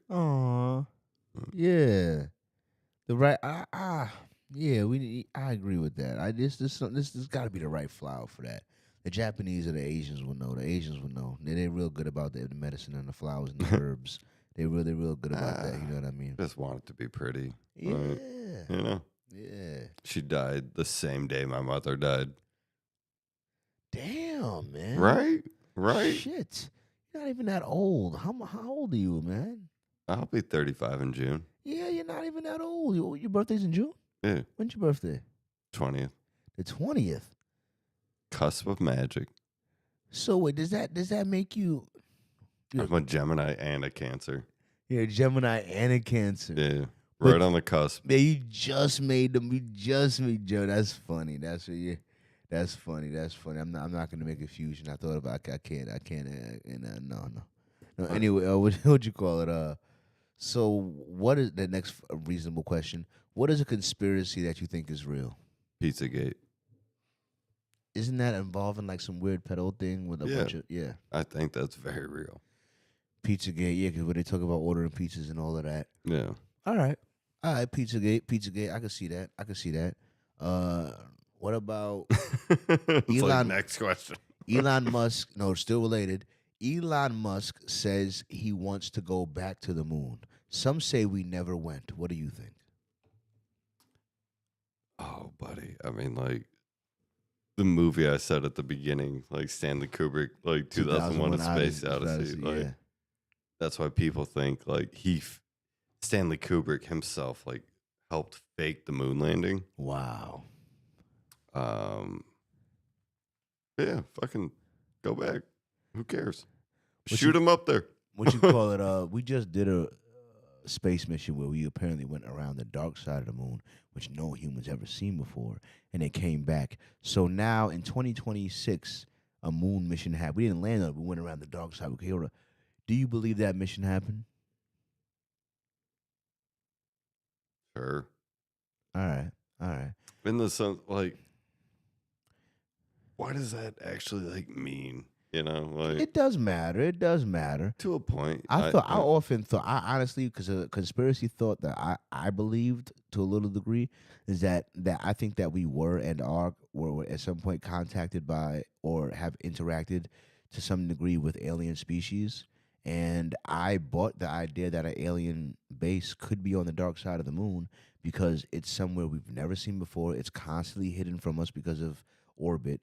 Like we've never, it's not the dark side of the moon orbits. Like no, Yeah. the moon stays Yeah, it's yeah. fixed. So it's like it would be the perfect place for an alien base because like it's right outside of the human to be able to see like for real. Like so it's kind of perfect spot. So I thought that there was something going on there. You know what I mean? Kind of a perfect place to chill. Yeah, yeah. And there's been several leaks with the UFOs and stuff that like have confirmed that like. Well, I mean, Do you believe in aliens? Do you think so? No. yeah, of course. Like of course statistically aliens exist. Like you got to be mathematically illiterate a little bit to not think aliens exist, period. But then the question is, have they made landfall in this atmosphere, in this planet, is another question. And if I had to bet money, I would bet money on yes. Yeah, like at like the risk of sounding like insane. Like yeah, Yeah, like, aliens have gotten here. Now, whether they crash landed and died, whether they're communicating with a particular government, whether they have their own motive, whether they're plotting for a takeover, the motive. I grew up on the X-Files and Star Trek, so Yeah. like, The motive behind their interaction with human race is to me still up in the air. But in my opinion, I think that Are you guys not fucked up yet? yeah, right. You guys figured it out yet? I think that the general policy, the general idea that aliens, if they were to come to Earth, would be violent towards us, I think is a false premise, personally, because I do enjoy Attack from Mars. I That's do a- enjoy or Mars of it. The special effects back in the that was Yeah, like, that's a fucking that's a great real. classic movie. Classic. It was scary, but nightmare fuel, but classic. You know what I mean? But, Yeah. but the thing is, I'm saying like I'm trying to think because there are literal planets that rain diamonds because of the gravitational force. You know what I mean? Because of carbon, literally, like Yeah. literally, no exaggeration, rains diamonds on some planets. Like there are fucking asteroids that are made of solid gold. You know what I mean? So That's how it goes. I'm thinking, what on earth? If you had to get here from another fucking galaxy, then you passed all of those Earth elements, as well as elements we've never even discovered yet. Yeah. Why would they And- care about them? Yeah, You know what I mean? Yeah, you discovered a diamond planet that's uninhabited. You don't have to fight a whole army of a civilization of people to get to these resources. Why would you come to these people that got little nukes and little whole Well, armies and stuff to come fight them over some are you- resources that are readily available? Are you that pass familiar with the stage 1, 2, and 3 civilization? the great cosmic filter? Yeah. Mm-hmm. Like, we ain't there. Nah, we're like still a type. We're So- like a bottom civilization. We're Yeah, still they not. might be like, That's what I'm checking saying. in. So a civilization that's already harnessed the power of their solar system, harness the power of their sun, harness the power of their, they're not like energy hungry. They're not resource hungry. No. That's not a resource hungry Like, society. Just pulling up. Exactly. When you're exploring You guys other good? Okay. exploring other Yeah. galaxies, exactly, is a sign of a resource abundant people. Like we have the resources to travel light years to other fucking galaxies just because we can and we want to out of curiosity. That's a civilization of abundance. Not we're so scarce on resources we Yeah. have to go annihilate. Like, No, that, like, that just doesn't. we figured out civilization and everybody's happy. And we just wanted to pop by and check in. Exactly. Exactly. And if they talk about the cosmic filter, it's like a species that's that war-minded would have destroyed themselves before they ever could have escaped the planet. USA. Exactly. USA. Which is where we're at. We're still USA. teetering on the point where we're like, our resources are still so skewed towards war and destroying each other that we haven't fully been able to leave the planet, and because our resources are split between human innovation and human annihilation. You know what I'm saying? Like, Yeah. instead of all putting all our chips on human innovation. You know what I'm saying? So we're innovating as much as we can spare outside of the security and war effort. You know what I'm saying? Like, so, it is what it is. You know what I'm saying? So it's just like, as a human race, I often wonder if we're going to crumble under the force of technology, if the greedy people are just never going to do universal basic income, or if the human nature, because I'm not entirely convinced, like, even in the best case scenario, like, what is universal basic income? And is the human psyche We did geared it during to COVID. survive? No, but like, we did it during COVID for a short period of time. Yeah, everybody got like 50K. Have you ever seen the movie Idiocracy? I think universal basic income leads to that movie. Oh, okay. Okay. Because you having to learn stuff, I'm baiting. you having to learn stuff, you having to improve and gain skills, you having to be productive is all because why? Because you need a job, because you need to get a paycheck, because you need to live and survive. But if you all of a sudden get But it's got 1,500 electrolytes. Yeah, exactly. You go, water for plants. Like, yeah, idiocracy is like a thing. I'm saying because we have the first generation. Did you know this? It's the first generation ever. This next one is statistically in every way, even overall IQ, SAT, every single test. This next generation is objectively dumber than a generation before it. Well, yeah. I mean, like, so my mother was a teacher, right? And that was during the No Child Left Behind. Like that was like when that started. And I mean, not to put words in her mouth, but like we're teaching kids to like take tests, Yeah, not to like learn, yeah, you know? So like, okay, like you know the right column to fill out. You know the right column. Like but they're not like inspired. They're not like yeah. I totally feel you. That's the reason why I hesitate to ever call myself smart. What I always say is I'm curious. You know what I mean? I'll Or fucking you know, Will Smith you right now. yeah, right. Yeah, because like the educational system in America has just made it clear to me that I'm not smart. I'm not gonna do well on your tests. Like, Yeah. I I'm did not like gonna fill out the I'm not right gonna, bubbles. yeah, Fuck you. yeah. You know, I'll never forget like the real educational system the real educational experience that broke me. I had two. One of them was a teacher's fault, and one of them was the system's fault. All right. One of them was English has always been my best subject. I mean, like I've always gotten You're 95s, very 90s, eloquent. 85s. Like English has always been my best subject. Well, even when I went to Right now, college. governor. Yeah, yeah, man. I'll do this. I don't understand, man. I'll do this, honestly. You know what I mean? So, yeah, man. You know what I mean? You get me? So, look, man. Even in college, you know what I mean? Even in college, I got A's and B's in English 1 and 2.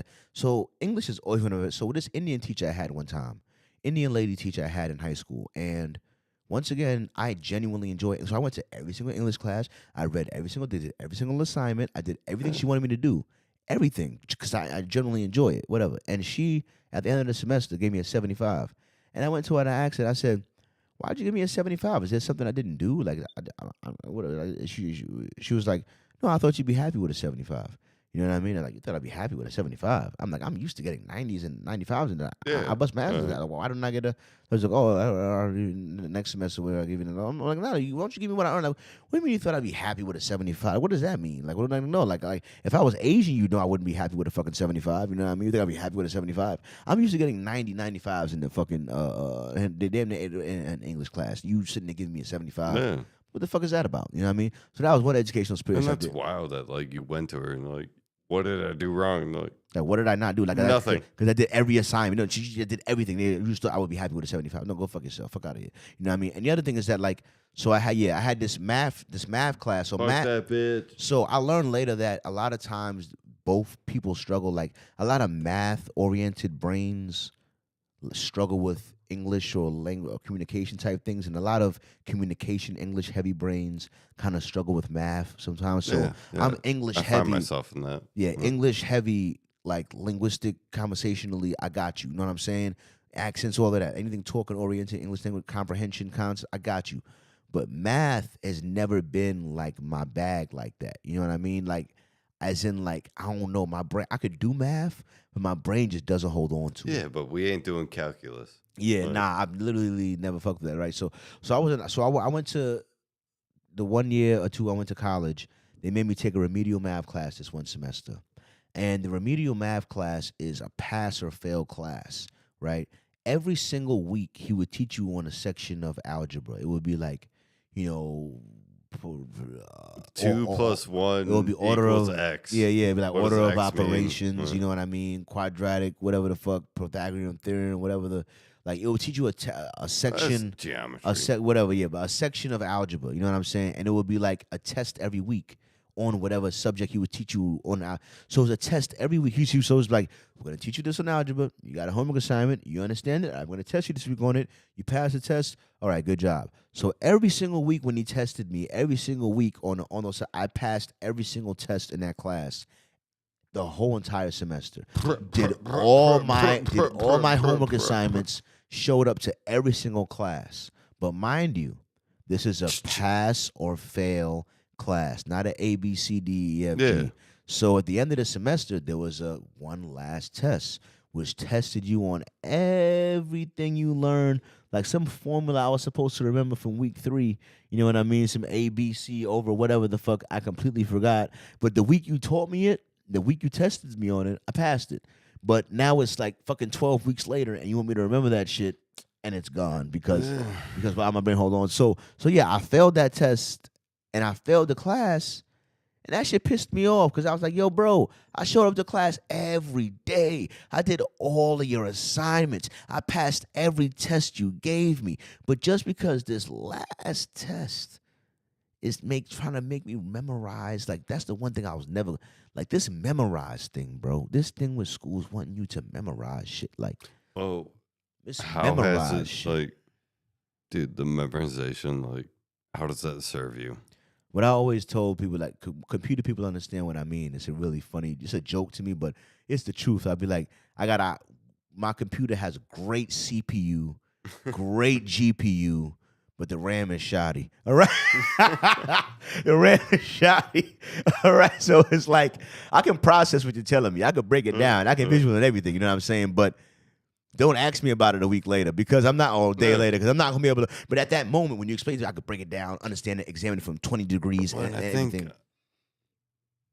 that was the breakdown from like the No Child Left Behind. Like as soon as they started implementing tests like that, you know, Yeah, because it stopped like seeing people for people. yeah, and you're not. It's not like I always felt like the educational system failed to judge my intelligence correctly. Goddamn You, right. you know what I mean? Like I always felt like it failed. Look at you now. Like, Yeah. Like, hey, I had to figure out how these mics connect to this, how OBS runs, how that camera connects to this, how the shutter speed and the ISO and all that affects the image coming through this thing here, Yeah. how it runs live. Like, there's a lot of shit I had to learn how to, like, this podcast clips drop on 8-9 different episodes or 8-9 different platforms. I mean, I had to learn a social media management tool to be able to schedule out clips. Like the amount of softwares and different little shit that I had to learn to do all of this shit to make all this shit happen there is like, all right.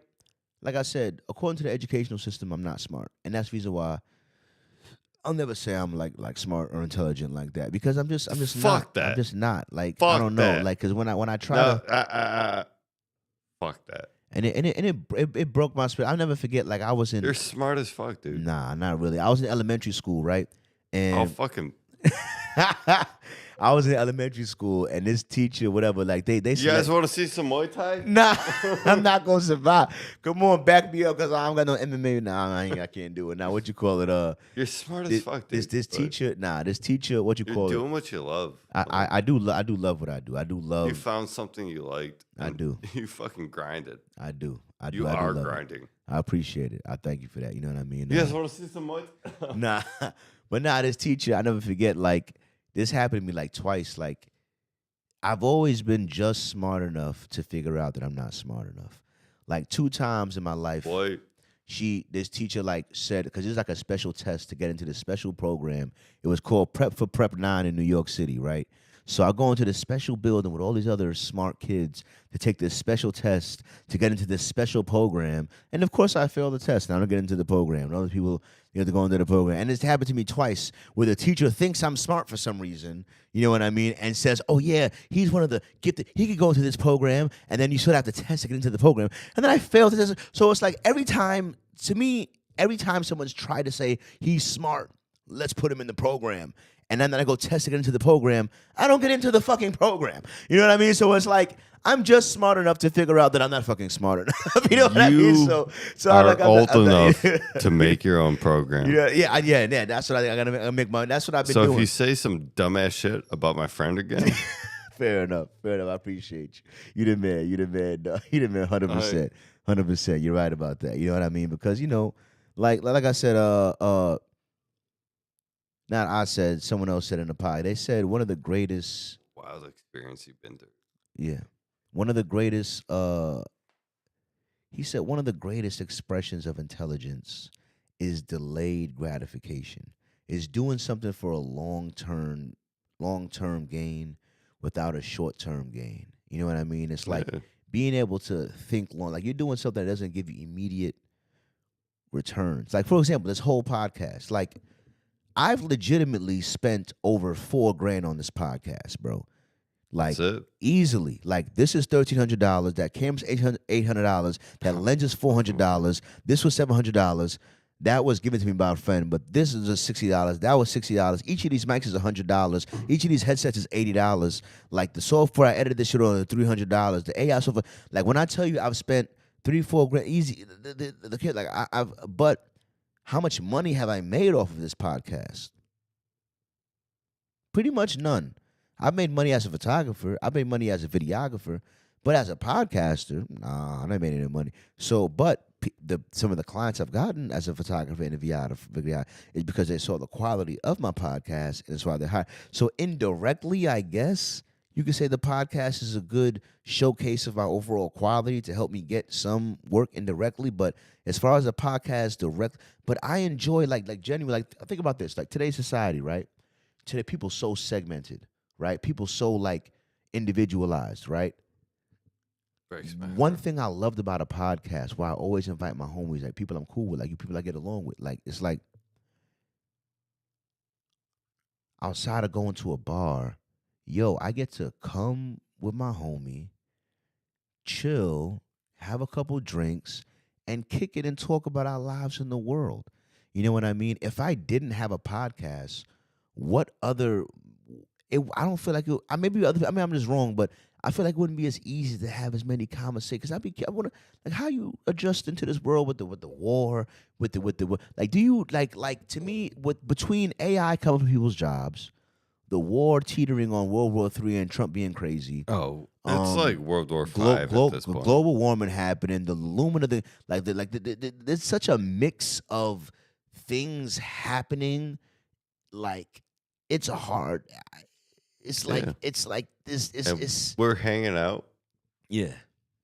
You know what I mean? Just talking about it. We're surviving in the storm here, but it's God like, damn. But there's like so much going on in the world. There's almost news fatigue. It's always like we're not supposed to have to deal with all these headlines. My boy. It's like, you almost can't even keep up with it all. It's like Jesus Christ, especially in my line of work. It's like just like there's just so much. There's too much to keep track of. The AI is moving. Dealing with like this, my that, past trauma, and like now, like the world is just like exactly. Oh, here's trauma. The world is worlding right now, and it's like I heard that they raised the military age from I think the limit used to be 34. Yeah, and they raised it to 44 now. You could enlist today. I'm gonna do it. As a straight, and I ain't gonna lie. If they told me two things, you don't got to take the COVID vaccine. And you don't gotta cut your hair, I might enlist. I ain't gonna lie to you. I would strongly consider it. I don't gotta take the COVID vaccine. I don't gotta take that COVID vaccine. You ain't gonna make me take the COVID because I fought hard not to take it. So I don't gotta take the COVID vaccine. I took 2 of them. Now let me ask you, do you? Because honestly, not by choice. I just know. I understand, but do you feel like any different at all? I might be more retarded. That's debatable. I'm joking. Right. Nah. But do you feel any different at all? You feel like after the shots? No, like I took the shots because like I could put that in my Tinder profile. Yeah. The thing is, I know my mom my whole life, and I knew her before the shots and after the shots. And I don't think that the shots changed her in any way necessarily. I don't think and she hasn't had any health downturns after the shots, which I appreciate. You know what I mean? My brother took the shots. He didn't have any problems with it. I think my grandmother took the shots. She had no problems with it. Like majority of my family took the shots and they had no problems with it for real. And I'm happy about that. You know, I'm happy to have no problems with it. You know what I'm saying? But like, I don't know. And it's so weird because I'm not necessarily anti-vaccine because like I think about my kids and it's like I kind of would get them vaccinated, but on the other hand, it's like Like I don't have polio, so that's sick.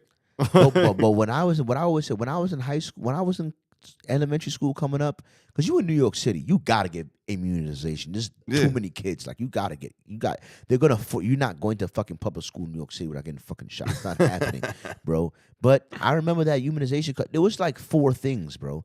There was like 4 shots, 7 tops.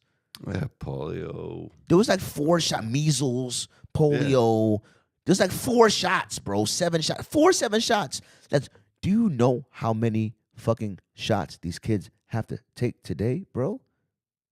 No.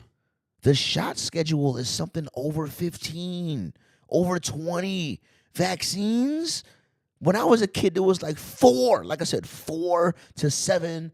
Now you want me to take my kid and inject them with 40 vaccines, and you want me to act like y'all not trying to inflate it or run the numbers up to make money off of kids being mandated to take these drugs. Meanwhile, that means they're mandated to pay for them, or the city's which means there's money going in someone's pocket, and y'all want to act like y'all didn't inflate it from 4 to 7 to 30, right. dude. Like, come on, man. Dog, like Come on, man. 4 to 7 yeah. to I heard those 30, 4 40. vaccines and like I cried probably during all of them. Like My mom told me this story, and I don't right even, in the arm. I don't Right. even remember it. I don't even remember it. My mother told me she took me to get shots one time because I had to get I'm in New York, I got immunized, right? She said that it was one of the last times she took me to get shots because she said I looked up at her with such a look of like betrayal. Like, how could you? I trust This man's about to stab I me. trusted you, and you brought the mom. I trusted you. Like, he fucking stabbed me, bro. She said I looked up at her with such betrayal. Like, she said, That's some other she shit. said she couldn't put me through it. And what she said, she felt like she had lost my trust. She like, which is crazy. How do you feel like as a parent, like your kid looking at you? Oh, so fun. I can't wait to have kids. I swear to God, I'm gonna have kids, bro. Fuck that. You know what makes you say fuck that to kids? No, like this genealogy ends with me. Why do you have some autoimmune disease you're trying to not pass on or something? No. Because you're a tall guy, you're a decent looking guy. You know, you got decent proportions. You don't look like, you know what I mean. So why would a guy with no visible birth defects decide that he doesn't want to pass That his genes used to be on? my fucking Tinder profile. Like What? I'm 6'1" with no allergies. Exactly. Like what? Those seems like some decent genes to want to pass on. Why not? No, You don't want the responsibility of the kid? that's one. I don't want to bring anybody else into this world. That's like fucked up and like Fair ready enough. to implode. That's part of people's reasons. That's part of people. I understand that to a degree. Yeah, because this is a fucked up world.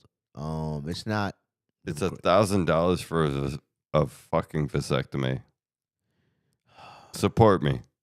Nah, that's crazy. Give me money. Nah, Give me money for Nah. Listen, I don't agree with Andrew Tate on almost anything these days, right? ew. But he said something that I found to be funny, and I agree with. It was his argument against vasectomies. He said that if a man has sex, there's a possibility for children. A man having sex without the possibility for children is gay. Because the only way you can have sex without the possibility of children is to be having gay sex. Unless you get I'm a fucking faggot. unless you get a vasectomy. You know? You know what I mean? So he's like, so his whole argument is that like men are supposed Fuck to Andrew Tate, dude. men are supposed to take on the risk of having kids with having sex. Yeah. You can't take away like the because on one hand, no, on many, like listen, the list of it's just sad to say, like when when you're making decisions, you weigh the pros and cons. At the end of the day, the list of reasons I have to respect Andrew Tate is shorter than the list of legit reasons I have to not respect Andrew Tate. You know what I mean? And those two lists were directly built by his actions, not necessarily by the propaganda, Yeah. not what the system wants me to believe, As a by fucking me man. truly Right. observing his actions. Like the list of reasons to not respect him have outgrown the list of reasons to respect him. But the list of reasons to respect him does exist. It's just that it does not outweigh the other list. You know what I mean? So, I can't really defend homie at the end of the day in a lot of ways, and I don't care to. But still, I do gotta give anyhow a guy like I feel like gives me any bit of knowledge that elevates my mindset towards the world to be a more Yeah, effective that's fine. person. I'm gonna give you your little nugget of Man, because like I this, took that from Andrew Tate. Like, yeah, like, okay. Like, you said some smart things. all right. There's like two good things you said, Yeah. but there's like 100 bad things I can think of you. But you could take that same stance with the. You could take that same Hadouken! because I was an atheist for 2 years. I'm not anymore, but I was an atheist for 2 years. And for those 2 years that I was an atheist, I took an extremely critical look at the Bible. You know what I mean? And there's a lot of things in the like. There's yo. If you're a devout Christian, do me a favor. Take your time to look through the Book of Job. There's a direct passage in the Book of Job where it tells you. There's a direct passage in the Book of Job where it tells you. It tells the guy before he goes to war. Like this is the Bible saying this is God's words to a man before he went to war. It said, "Kill all the men and the women and the babies. But if you should find some young virgins you should like for yourself, you could take them for yourself." I was like, what are you saying? So you told them to go kill babies, go kill the women, but if they find young virgins they could. And you're telling me this is God's words to the guy before he goes to war in the Book of Job? Go look it up. I'm just saying, there are some quotes in the Bible that are very hard to defend. The same way there are some Andrew Tate quotes that are very hard to defend. You know what I mean? But you can't throw the baby out. You know what they say? A broken clock is right twice a day. You know what they say? Fuck that clock. He said, fuck that clock. He said, fuck that clock. You know what I mean? But, Broke ass fucking clock. yeah. But that's my problem with that's my thing. Like, cause see, when I was an atheist for 2 years, I think it was really because I was discerning the manipulation of human societies by using religion. You know what I mean? And I seen how religion is the Religion- hugest fucking manipulation. mental manipulation. Exactly. You know what I mean? So I seen how religion was used to mentally manipulate and put into submission societies and make them not question and make them like do like so my curiosity and my love for science and my want to question things and have debates led me to rebel against that shit. You can't. Yeah, you can't. Yeah, it led me to rebel. Religion. Exactly. So that's why I was like, I was eventually gonna be like, fuck all that shit. Fuck that Don't. shit. Exactly. You know what I mean? But at the same time, I was like, from a scientific perspective, scientifically speaking, saying that there is no God is just as big as a scientific claim as saying that there is a God. And extraordinary claims require extraordinary evidence. So the truth is that neither side scientifically can run an experiment to definitively prove that there is or isn't a God. Both sides are scientifically inept to prove their point. You know what I mean? So, Yeah. and that's just truth from a scientific standpoint. So the same Well, scientists. that's like the fun argument. That's the fun argument. You know, exactly. You know what I mean? So it's like, it's like, all right. So because you can't fully get into it, it's like, all right, but what do you believe? Like, what do you feel? What do you think might, because either way you're operating in a gray area. Either way it's a Right. bet you're making. Either way That's it's a like bet. the Philly shell. Like, what you Yeah, doing? Like, yeah. Either way, it's a bet you're making. Like, is it gonna is it right? So it's like I don't like on the other hand. So I don't know. Like it's like consciousness. Consciousness is a frontier in science. What is Kyle?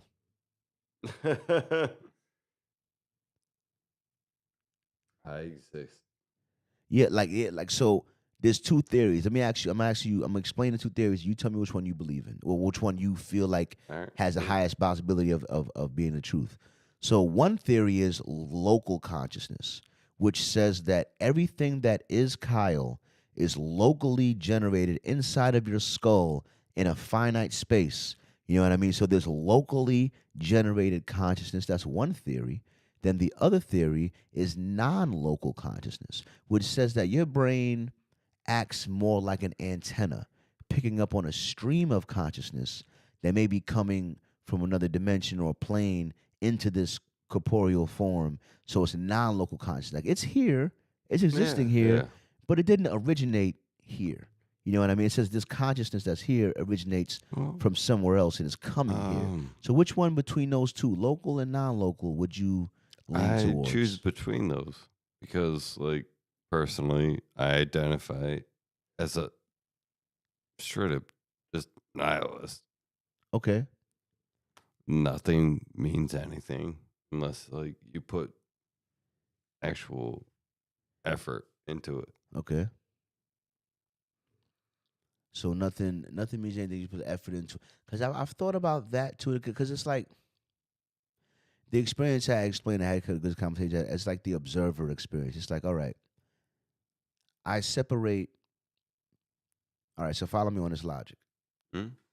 So I separated before the spirit from the body. I fully explained how the body is hungry, but you can oversee the body being hungry. The body's horny, you can oversee the body being horny. So the body has I thing that keep thinking this it is wants my to dog. maintain homeostasis. You know what I'm saying? And you can oversee that, right? So your body and your spirit or consciousness are two different things. Now your mind. Let's get to your mind. Let's separate. Some of you can feel the separation between your spirit or your consciousness and your mind. So your mind is a human mind with emotions. You might feel jealousy, you might feel anger, you might have a song stuck in your head. You might want to You but will feel yeah, all you these will things. feel, yeah. But your spirit might be like, I don't want to be angry at this guy, but your brain is angry at him. Or your spirit might be like, I'm done with this song, but your brain's like, I'm this song stuck in my head, this song stuck in my head. Or your spirit might be like, all right, she doesn't like me, fuck her, I can move on. But your brain's like, no, we feel rejected. We feel your brain won't let it go. Your brain will your spirit wants to move on. So have you ever felt that separation when your brain is focused on Oh, something, 100%. but your spirit so there we go. So I just separated your spirit from your body, your functions. You felt that separation between you, and then your spirit from your brain's function, your brain's emotional state. Like I'm angry, but I don't want to be angry. I'm angry at someone I love. I love this person, but I'm angry right now. So there you go. So now you see that you're a consciousness that's being affected by a human brain's emotions and being affected by a body that's tired or hungry or doing Are whatever you it's a doing. fucking alien? No, but I'm not. But you see how I'm said. You see how I'm breaking it down, though, right? You see how I'm breaking because you can't deny there's a certain frame where you feel it as a human. You Yeah. feel it. You know what I'm saying is true. There's a separation between your mental state and your physical state and Yeah. your inner state. These are three separate things. That's body, mind, and spirit. Now 100%. you and every human has felt these things. So what I'm saying is, you believe your body is real. Fucking alien. Yeah, you believe your body is real. You believe your mind is real, but you don't believe your spirit is real, even though you can feel the separation between the three. My spirit is the most fucking powerful thing All right, well, all right. So I have if your spirit is real, then it begs the scientific question. Scientifically, we kind of know what your body is. Scientifically, we kind of know what your mind is. Still the frontier of the mind, but what the fuck is this spirit thing? And that's why you can't completely dismiss the God thing. We might not be able to figure it out, but it's like you know there's a third thing. You Oh, know there's a third Have you thing. seen, like, they've weighed people? Yeah, the spirit, the weight of a soul when they Yeah. die. I've seen that. Yeah. Yeah. So my question is this: so outside of man's manipulation upon the framework of God, look past man's manipulation and look at your own true experience of body, mind, and spirit. And that you can't deny these three things existing and focus on this third one, the spirit part, and ask yourself, what the fuck is that? What the fuck is the third thing? That's the real mystery. What's that third thing? What's that third thing? What is that about? Because you can't deny that that exists. You can't deny that that third thing exists. So as long as you know in your heart that third thing exists, you know that there's a God, a spirit, or something. There's something more than this flesh. There's something more than this flesh. There's something more than this mind. There's something else. And what does science say? Science says that energy can be neither created nor destroyed, only transformed. That is a literal scientific law, which means that this third thing, like, Right, so the third thing creates something else. talking to the mic for me. What is the third thing? As a nihilist, I've got you to understand that three things exist. You agree that three things exist. So what's your completely understand. So what's your opinion on the third thing as a nihilist? What is that third thing? Suicide. That you could see. One of my theories is this. This is a crazy theory, but I'm gonna make a whole TV show. But here's a theory though. God, imagine this. Hear me out. God is alone in all the universe. Nothing exists outside of God but God. God is lonely. Okay, because there's literally nothing that exists except for You've God. never read Preacher, like the comic book? No. Oh, But hear me out. Hear me out for a second. It's not gonna take that long. So God's all alone, right? God wants to experience love, right? Wants to experience another person. So, but God knows that He can't create love without creating hate, because even God has rules. You know, and there's balance to the universe. So God's like, in order for me to experience love, why the fuck would God have rules? because look, what is love? Because God knows what love is. love? What is love? Baby, don't hurt me. You know what you have to create love? Like if you're God, you're like, I want to experience love from another being. Do you know what you have to create in order to create love? Free will. You have to create another being, give that being free will. That way they can choose to either love you or hate you, which is why God couldn't create love without creating hate. Because in order to create true love, He had to create the possibility for both. So to create love, God had to create free will, which is why there's suffering in the world. Because to allow love in the world, He had to allow hate in the world. Because in order to have either, you have to have free will. You have to have some balance too. So that's why I said there's rule. Even God has rules. If you think if God could have created just love without hate, He would have. But it wouldn't have been real love. It would have been a mind controlled subject. It would have been because He doesn't have the option to not love you. It's mind control. But it's God. Yeah, it's God. Yeah, but it's like He knows that's not real love. If I make a being and that being does not literally have the mental capacity, make the rules. Yeah, but if you get what I'm saying, it's like if you program an AI to love you, as opposed to the AI can choose to not fuck with you. But you literally have to earn the AI's affection. But if the AI don't fuck with you, the AI could get up and walk away and say, I don't fuck with you. That's what God had to do with humans. God had to be like, yo, I'm gonna create these humans with free will. They can choose to love me or worship me, but they could also choose to say, fuck off with this guy and go live a little life. But I won't get to experience real love if that's like trapping a girlfriend. She has to have the ability to divorce you. She has to have the ability to leave you. Otherwise, you won't know why she's really here. It won't be real love. If she can't leave you, if she can't divorce you, if she's forced to be with you, is that real love? You know what I mean? That's like disgusting. Yeah. But could you see the logic of how with that understanding, you can't create love without creating hate, because you can't create love without creating free will. There's no love without free will. Well, that's why a little bit of me like squares up every time. Yeah. There's no. That's why I said the opposite of love isn't hate; it's indifference. That the opposite of love isn't hate, it's indifference. It's me having no. That's Kanye has said that like all right, y'all But mad at like, me. it's like, dog, like I got a girl I care a lot about. I got a girl I care a lot about Hmm. at the home, and she fucking throws wine bottles and like all that stuff. Like,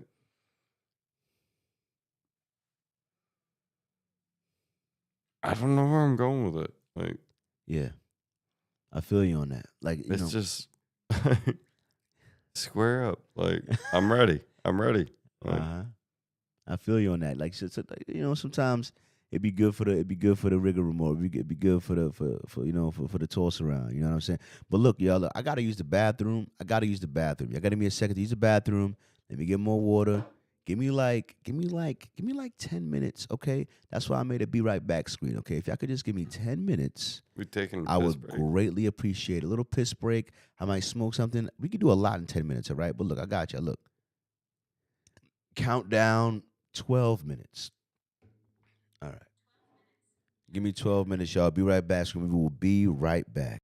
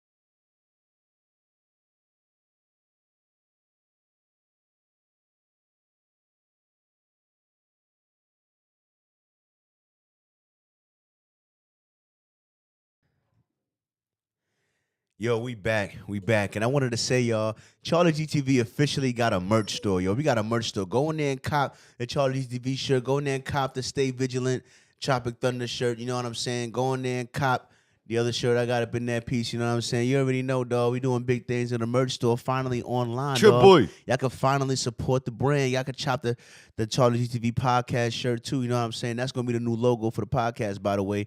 It's going to take me a while to implement it into the systems in there, but that's going to be the new logo for the podcast. Podcast getting a new logo. So, yeah, the podcast got a new logo. You could book yourself on a podcast now. You know what I'm saying? You could book me the interviews at the events you got going. You know what I'm saying? We a full bookable entity right here. You heard?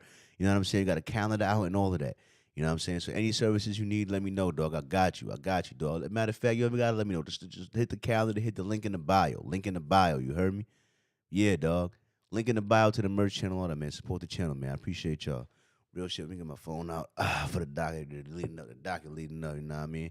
Be killing every day. You know what I mean? So wait. Before I get in there, man, one thing off the top. You know what I mean? So how you feel about this correspondent? That basically Trump getting shot at again for real. Like people saying it was a hoax, or like they said that about the first time he had got shot in the ear. Some people those don't want to, the people. I don't know. I'm actually opinion on it. How you feel about it? Um,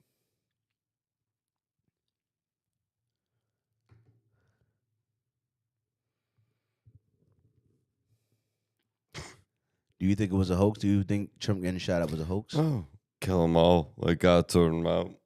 Oh my God. So what you want? Are you do like the thing is? I don't know if it would be good for the country if Trump was to get hit. You know what I'm saying? Because who would take over JD Vance? I don't trust JD Vance fucking more than Trump. The fuck?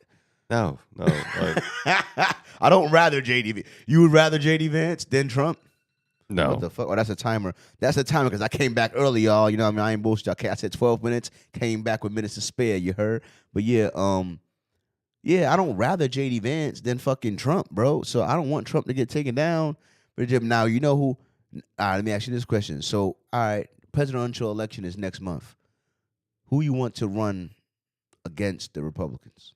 Pee Wee Herman. See, I know that name, but not in the political world to the point where I feel like it's not a serious candidate. You know what I mean? Like It's not a fucking serious thing, dude. Like it's Pee Wee Herman. It's Shout out Pee Wee fucking Herman. wrestling. You know, like he's wrestling. everybody's friends behind the scenes. I feel you a little on that. Both parties are just one big party, one big corporate against the working man. You know, I feel you on that. I don't feel like there's much separate. There's some separate. The biggest separational factor to me between the Republicans and Democrats right now, the biggest factor is that the Democrats have been taken over by the gay virus, and the Republicans have a stronger repellent against. Because like this trans topic, Democrats can't let it go. They won't let it go. Buddy, the okay. whole country does not give a fuck about the trans shit low key no more. You know what I mean? No more, no. But the Democrats just can't let it the fuck go. You know what I mean? Like So, like, let's just like go back to you remember like the Occupy like movement? I was in New York at that time. Yeah, and that was heavy as fuck. Things were about to be changing. And then all of a sudden, identity politics were like pushed to the forefront. You think it was pushed there to divide up? Yeah. Into foolishness. That's what I'm saying. Like, you only have the freedom to be an idiot. Like, you don't have the freedom to organize, the freedom to really push certain things. No, they want you to be the freedom to go put on tassels and go run away half naked. Like, the freedom to be an idiot, not the freedom to actually form a militia or form any, no, the moment any almost took over fucking Brooklyn. Like, yeah. Wall Street, like all that, like with the Occupy. Yeah. With the 10 stand and stuff, but they don't, like I said, they want you the freedom to be an idiot, not a freedom to be a revolutionary. You know what I'm saying? Yeah, and of course. And that's the bullshit. You know, that's like the me as a person with a platform. Like, there's certain topics that I don't talk about because every time I've touched on them, I can feel it. As a person who releases content across 9 different uh, social medias, I can feel when the system is telling me, leave this shit alone.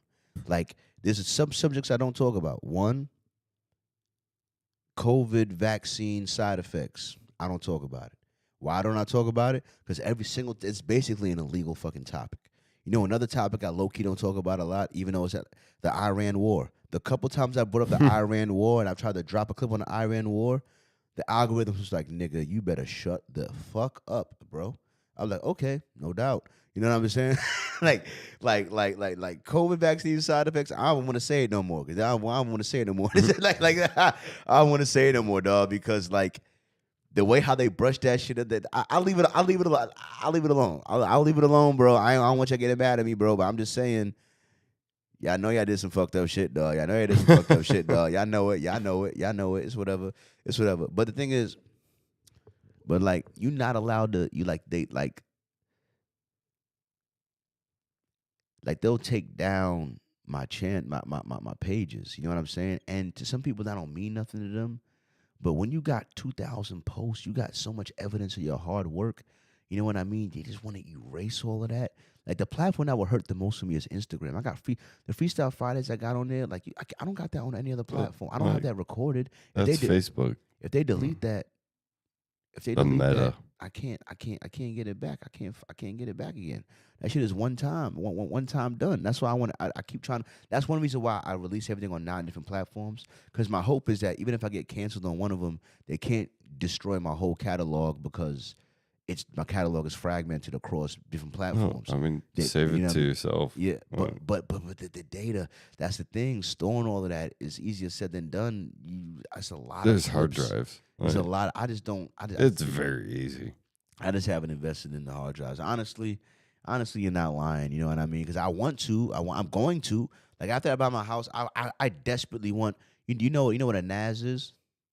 Or one of them with the bays and shit with the little. I want one of them shit so bad as a production company. Oh, I want one of them. But they don't even make a Thunderbolt 5, Thunderbolt 4 one yet. I want the speed because I want to be able to have one of those that's like fucking basically infinite storage, but then you could edit straight off of it. So that way I never have to buy a terabyte Mac ever again. I could just edit off of my storage and I don't got to worry about the speed because it'll automatically you can do get it. Like a 5 terabyte hard drive. You like, can be put that in your fucking NAS. But it's the speed. Like I don't know what's stopping them. Like for example, SanDisk got a desk. It's stopping you, dude. Huh? Like, come on. No, it's the transfer speed. It's the bottleneck on the transfer speed. Like they only have some Thunderbolt 5. No, because I'm talking about editing. I'm not talking about just like storage. The bottleneck. Sure. I'm talking about editing video. Yeah, very fucking memory heavy. Like, how can I put it? If you film an hour or two in 422 10-bit raw footage, there is some chance that file could be a terabyte by itself, that video file, right? So if you have even this computer with a terabyte of storage, that means I have to delete everything off this motherfucker to edit that file. That means I literally can't edit that video file on this computer. You don't have a NAS. You know what I mean? I don't have one, right? So what I'm saying, to edit a computer, to edit a file that big, you need an external SSD that's fast enough, or you need enough internal memory where you could just do it off the computer. You know what I'm saying? And that's what I'm saying. And like ChatGPT says 3.2 USB is good enough, but 3.2 when we're on 5 is like, that's kind of ass. Can you at least give me 4? I can't get 4. That's still a generation behind. You can get 4. You can kind of get 4, but you can't get 4 NAS. You can get 4 in an SSD. What's stopping you? Just the money. I don't feel like dropping the money on it, to be honest, because that's about a $500-$600 investment. But at the same time, though, that $500-$600 is gonna last you probably about, I'd say 2 to 4 years, 3 to 5 years, 2 to 4 to 3 to 5. I have a fucking NAS at my own home. You do? Yeah. You the fucking man. I didn't. No. I didn't take you as a tech guy. Tell me what's it. So let me tell you. All right. Nobody takes me as anything. The It's first, fucking sick, the dude. first question I gotta ask in this realm, which I completely understand either way, Mac or PC. PC. All right, that means he's a real tech guy. You know what I mean? That means he might know something. You know what I mean? So are you like a build your own PC or buy pre-built or you know? I've built my own. Damn. Coming up. Damn, he PC. Damn. So he the type nigga that's like worried, that's like mad that RAM prices went up and shit. Yeah. Oh God, dude, the fucking RAM prices. Jesus fuck. Yeah, that shit is sin. That shit is a sin. That shit is crazy. Fuck AI. Yeah, that shit make you hate Buy AI. green tip bullets. Nah, that should make you hate AI, bro. That should make you hate AI for real, dog. You know what I mean? You ain't lying. But what you call it? That shit funny as hell. But nah, see, I'm the reason why I'm not a PC guy is because number one, I'm gay. nah, I need the virus protection thing, the virus thing.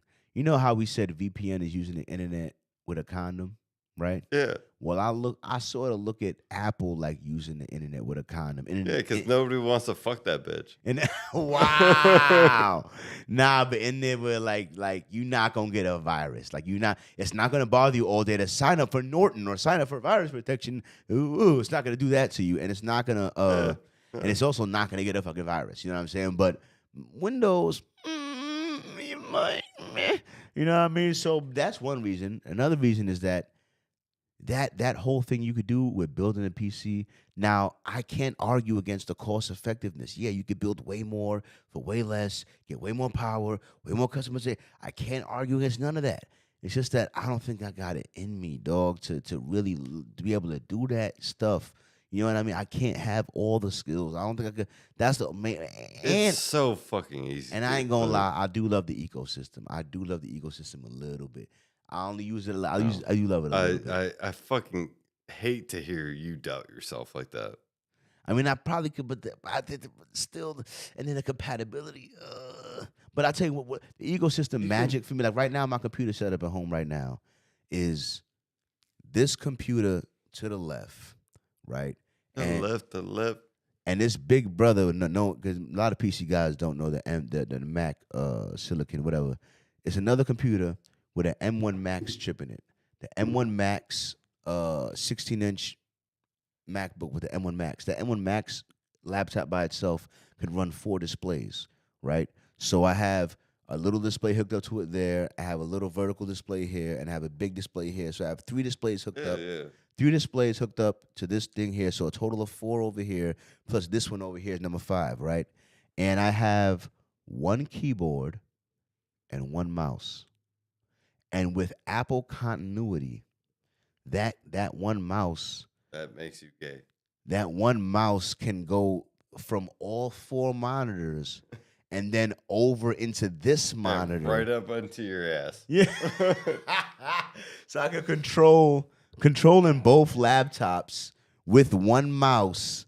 With it, Yeah. and you should see the little UI thing it does. Do that with fucking any computer. What the fuck are we talking about? But with different computers, can you do the same thing? Yeah. All right. PC world is just different. PC world is just better, and it's just different. The other thing is a reliability. That's the same reason why I'm a console gamer and not a PC gamer, because there's something about the bottled reliability. Okay. You know what I mean? Like Yeah. that's my thing. You know what I mean? Like I spent, when I bought this laptop, it was $1,300, and I bought it because I knew, and I bought it used. I bought this laptop 2-3 years ago, used for $1,300, and it's running my pod today. Ew. You know what I mean? But I forgot, it wasn't even that great. Honestly, this wasn't a good deal. This computer, like I said, it's the M1 chip. It's not even the M Pro. It's 1 fan in here. It's got, I think, 16 gigabytes. At least the other one got 32 gigabytes of RAM. This one got 16 gigabytes of RAM, but it's holding it down. But the next step in my podcast is to be I have a laptop from 2017 that has 32 gigabytes of RAM. Yeah. Yeah, my other, like I said, my other laptop got 32, but this one only got 16. I'm But just talking shit to hype you up. Yeah. yeah, but Apple. But have you ever used the Apple computer though? Unfortunately. Why you gotta say unfortunately? Yeah, like I have to use it at work. At work, all right. Listen, Apple computers ain't that bad, dog. Ain't that bad. Like, Yeah, like, they like ain't that bad. they hold up over time, though, for real. Like, that's one thing. Like, would you ever buy like a 4-year-old HP laptop? No, I just built my own for the same cost. Oh, that's another thing too. All right, so in the PC world, like computer world, I can't argue against that. But in the gamer world, in the console world, I can argue against that. Well, COVID and the tariffs have kind of eroded my argument. Oh, But yeah, yeah. back when consoles was a flat like 500, 600, back when consoles was flat 500, 600, I could say to PC gamers, you telling me you can build a PC that can give you the exact same specs for this game for $500-$600. All PC builders had to be like, nah, I couldn't. I had to spend like $1,800. I had to spend a little more, Yeah, but I could do yeah. it. But you could. So But that so where are those people that were telling you that shit? They're playing games right now. yeah. Yeah. But I'm just saying though. I'm just saying you can't like the cost effectiveness of console and the fact that the game is guaranteed to work on your Yeah, shit. yeah, it's purpose built. Like I said, bottled reliability. Back to my bottled reliability is the reason why. Like the fact that I know the OBS is gonna run still, the fact that I know that it's not gonna crash, likely not gonna, because it's a stable Yeah, operating system. you ain't gonna like no blue screen. Yeah. So for the peace of mind, I lose the upgradability, I lose the flexibility, I lose the customizability, but for that I get a little bit more reliability. And you know, it's very un-Tony Stark of me. You know what I mean? Because I love Tony Stark, and I really do, like in a way that's probably unhealthy. And because of that, No, but like, do you want to like sit on your couch and game, or do you want to like be in one of these chairs game? that's another thing that fucked me with PC gaming. To me, controller always beat a keyboard, regardless of how much I heard. Or you could do hotkeys, or you could do way more accurate with a mouse, or which way Yeah, better. It's a fucking crazy like, disadvantage. dude, I I've love heard a all. keyboard. I've heard I all love the a keyboard. But I'm a Yeah. controller guy.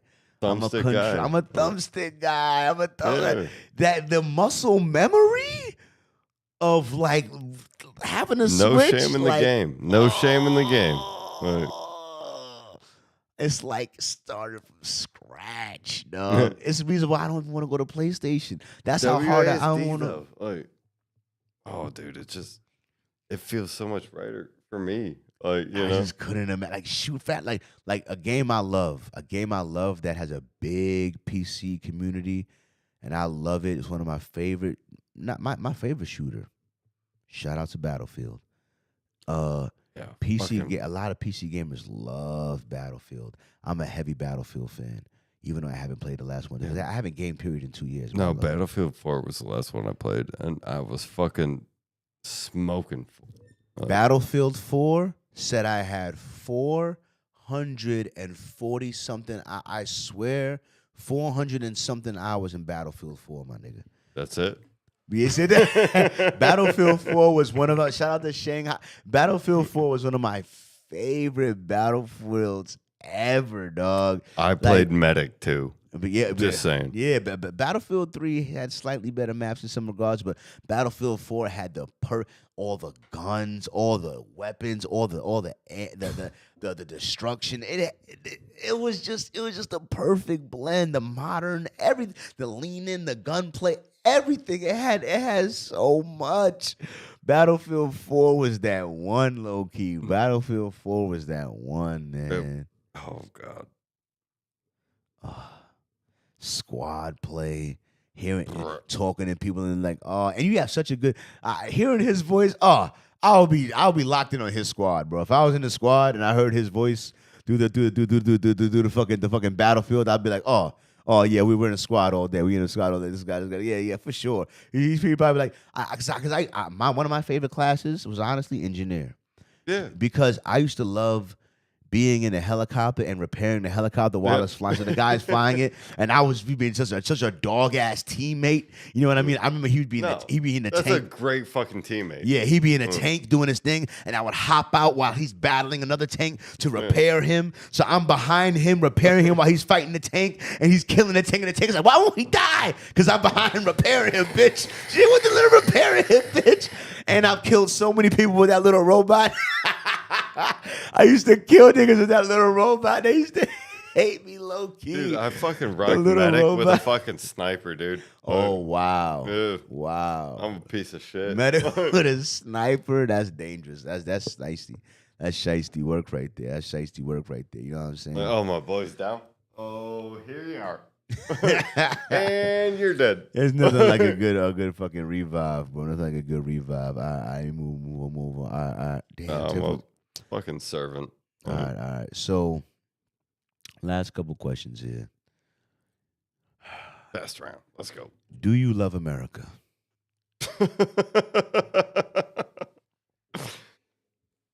No, but I know how to function here.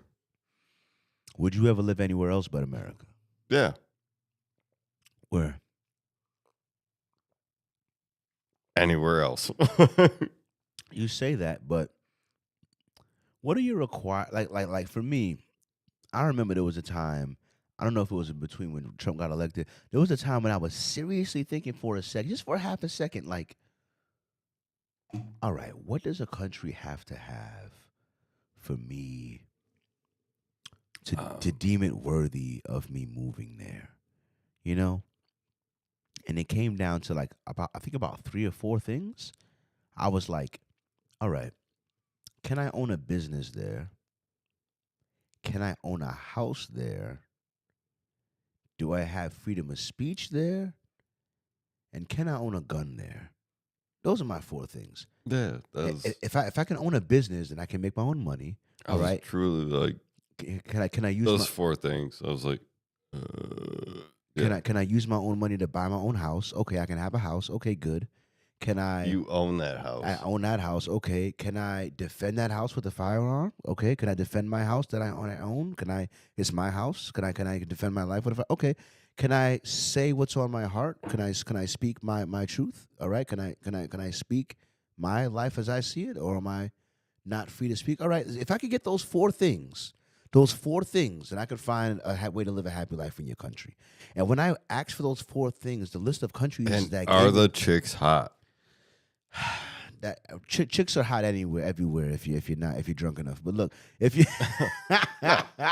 not even. He said no.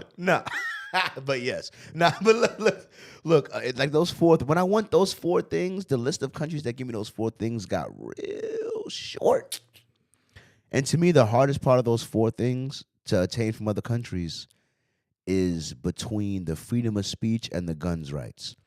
A lot of them will let you own a property, you'll own a business, you know what I mean? But you want to own a gun? Ooh, that eliminates a lot of countries. You want to have freedom of speech? Yeah. Ooh, that eliminates it. Like, you technically don't even got freedom of speech in fucking London. Technically, they're arresting people for fucking tweets. They're arresting people for fucking tweets in London. They're arresting people for fucking tweets in London. So if you thought I'll move there, to Charlie. Easy. Yeah, man. I can't even fucking say what I want over there. You understand? You know what I mean? Like, fuck the queen, you know, like, you know what I mean? The king, you know, like, you know what I mean? Arrest me, I'm a fucking American citizen. Go fuck yourself. You get me, man? It's like the fucking Sex Pistols, dude. Like, that's why they were so offensive. Yeah, that's what I'm saying. So it's like, this freedom of speech thing is a really low-key, uniquely American thing. You know what I mean? Like, and how do you defend it? With the Second Amendment. You know what I mean? That's why they kind of go together. You can't have the First Amendment without the Second Amendment. You know what I mean? Because that person says, shut the fuck up. And then the person says, make me. You know what I mean? Isn't that the natural response to someone saying, shut the fuck up? There's rules to that shit, of course. You know, obviously you can't threaten someone's life. You can't, incite violence Yeah, to a degree. You like, can't. you There's can't limits. scream like fire in a theater. Yeah, there's still limits to free speech. You know what I'm saying? But at the same time, Like, just don't be a fucking dick. yeah. Because everybody's got a gun. But if you're just explaining your point of view, or if you're just honestly exploring, experimental line of thought, or if you're just like saying how you truly feel about something in a respectable manner, it shouldn't automatically elicit hatred or violent response from an oppositional force. You know what I mean? Like that's not just in general. Like this idea of like Trump got shot at, right? In the thing, right? This idea of praising your opposition getting killed or almost getting killed is immoral on both sides. You know what I mean? Whether it was Nancy Pelosi getting shot at or whether it was Trump getting shot at. You shouldn't want a Democrat to die and you shouldn't want a Republican to die. What you should want is the best ideas to win. That's what you should want. Yeah. And a reasonable marketplace that lets those ideas battle. Because any idea or ideology that tries to insulate itself from debate and tries to is a fragile ideology that needs to be torn down. No, insulation is because it's about competition. If you think your ideas and your beliefs are so good, if you think your ideas and beliefs are so solid, then why are you afraid with combating with an opposing idea? So all it's going to do is either bring you to another point of view or strengthen your arguments in your thing. You know what I'm saying? And the thing is like. No, entirely like what you're saying, but like, dude, if you're arguing with somebody about like ideology, like, you're not gonna win them over. You're not gonna win them over, but sometimes it is interesting to see how someone sees things. You know what I mean? For me, from a curious perspective, it's beautiful to see how somebody else sees you. Yeah, because you can see how they like. It's like how I recognize that. Having trust in people or finding a woman that trust and love, like trust and love and being rich to me don't go together. And I understand trade-offs. So someone to me who is maybe not rich monetarily, but they have a wife and they have a kid and they have a house, I'm like, you're rich in another way. You know what I mean? You're rich in another way. You know what I mean? Like it's personal. It's a different type of human relationship rich. You know what I mean? Like I get together on Christmas and different. That's different. You know what I'm saying? But like you know what I mean? So it's like that's a different type of rich as opposed to you being monetarily rich, but because of that you're more guarded or you have to be more careful about your decisions and certain things. You know what I mean? So it's like there's trade-offs. You know, there's trade-offs. Should be like guarded and about their decisions. Yeah. It's like it's like I aspire to be a homeowner, right? But I remember when I had my own apartment, right? I had my own apartment and a house next to me. Right. Yeah, right. I had my own apartment. That apartment that I was talking about in Van Dyke or whatever the fuck, right? 92. I'm just saying. Yeah, right around there, right? So I only brought 2 people to that apartment the entire time I was there. It was 2 females, right? So fast forward 6 months later, me and the females stopped talking, right? And then on a random Tuesday night at 10 p.m., what happens? A rock the size of my hand flies through my window 15 feet into my apartment, meaning that it broke the window and then proceeded to fly another 15 feet into my apartment into another room, which means someone threw that hand-sized rock with enough force into my shit to go through the window and through the. So then I said to myself, "Hey, Carl, let me ask you a question. How much do you feel like bringing another girl to your apartment?" And then I said, "Oh, you don't, do you? All right. So did you fuck her that good or that bad? I don't know. Which one? I don't know. I think. Why is she mad, dude? I don't know. Why is she mad? I don't know. She's pissed. You know what I'm saying? But the thing is, I gave her AIDS. Nah, but the thing.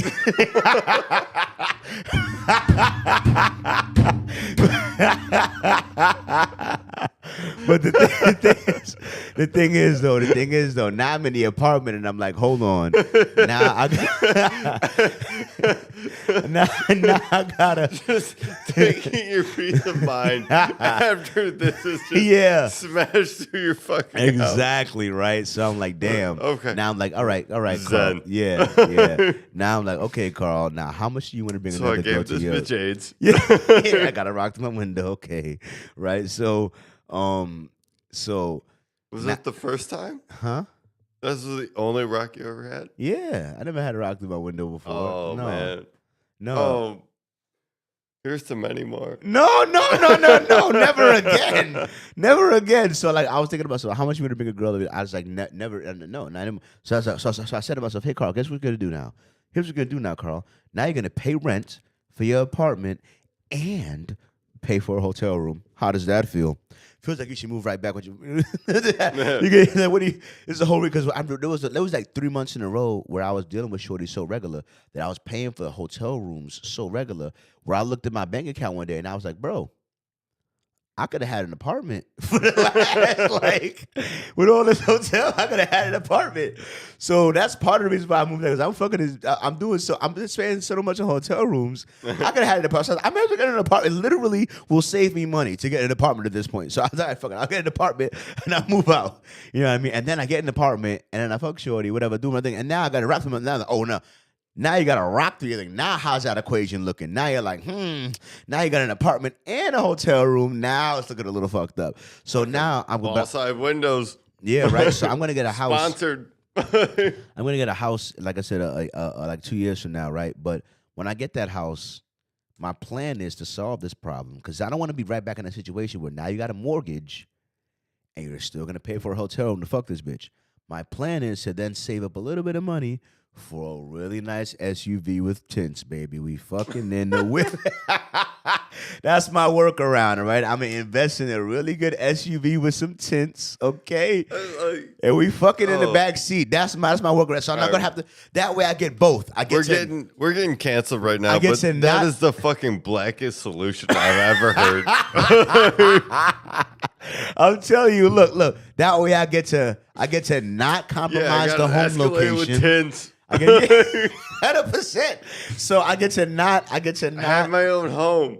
I get to not compromise the home location by bringing her home and getting a rock through my window, and I get to not spend money on a hotel room. You know what I mean? It's a win-win. You know what I mean? I gotta get a car nice, and I gotta get an SUV nice enough that she's willing to fuck in an SUV. Maybe a Suburban. It's got to be I ain't gonna lie. I gotta spend money on the SUV. All right, as long as the SUV is nice enough. Spend the money on the house, you dumb fuck. Nah. I'm gonna get the house. The house is gonna be good. The house is gonna be good. But at the end of the day, no one's coming to the house. So the house only got to be so good. Yeah. If no one's coming to the house but me, my boy, then the house just has to be affordable and safe enough for me. That's your sanctuary. Yes, for me. The SUV got to be good enough for because we fucking in the SUV. You're not coming to my house, okay? So we fucking in the SUV. So the SUV got to be great. You know what I'm saying? RV or something like. Nah. That's when the couch put it. Nah. SUV? A really good size. I just say fucking no fat bitch. That's all. I just gotta change my bitches. That's all. Because I fucked a fat bitch in the car. And that's when I realized car fucking is little bitch activity. You know what I mean? You ever fuck a fat bitch in a car? Man, my head all up against the ceiling. That shit is crazy. I'm a short nigga. See, I'm good for car sex. So hold on, I'm not that tall. See, you make fun of the short niggas, but the short niggas, we good for car sex. I lose a little more weight. I'm a car sex. I'm ready for it. I'm 5'7". I'm a car fuck fanatic. I'm gonna fuck the shit out you. Every position in the car. My boy's fucking. Yeah.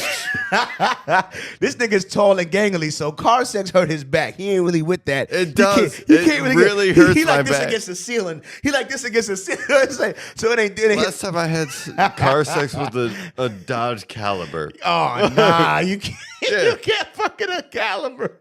Nah, you can't. No, That's you can, but you like can, it hurts your but yeah, back. it hurts your back. Yeah, dog. See, if you fucking in a good Escalade, a good SUV. See, I fucked a single mom and she had a big SUV one time, and I was like, but she was little, and I was like, see, you fuck a little bitch in an SUV, you gonna have a good time. You fuck a little bitch, she's short. You fuck a little bitch in an SUV, you gonna have a good time, my nigga. Like, Like that shorty you showed me when I walked in. That shorty you showed me on the phone. You fuck her in a Suburban.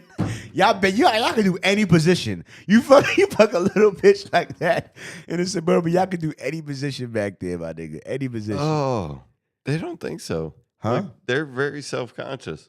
But the little girls, Any girl. any girl. Yeah. What they do? They ain't trying to fucking the whip. You don't think so? It's a hard sell.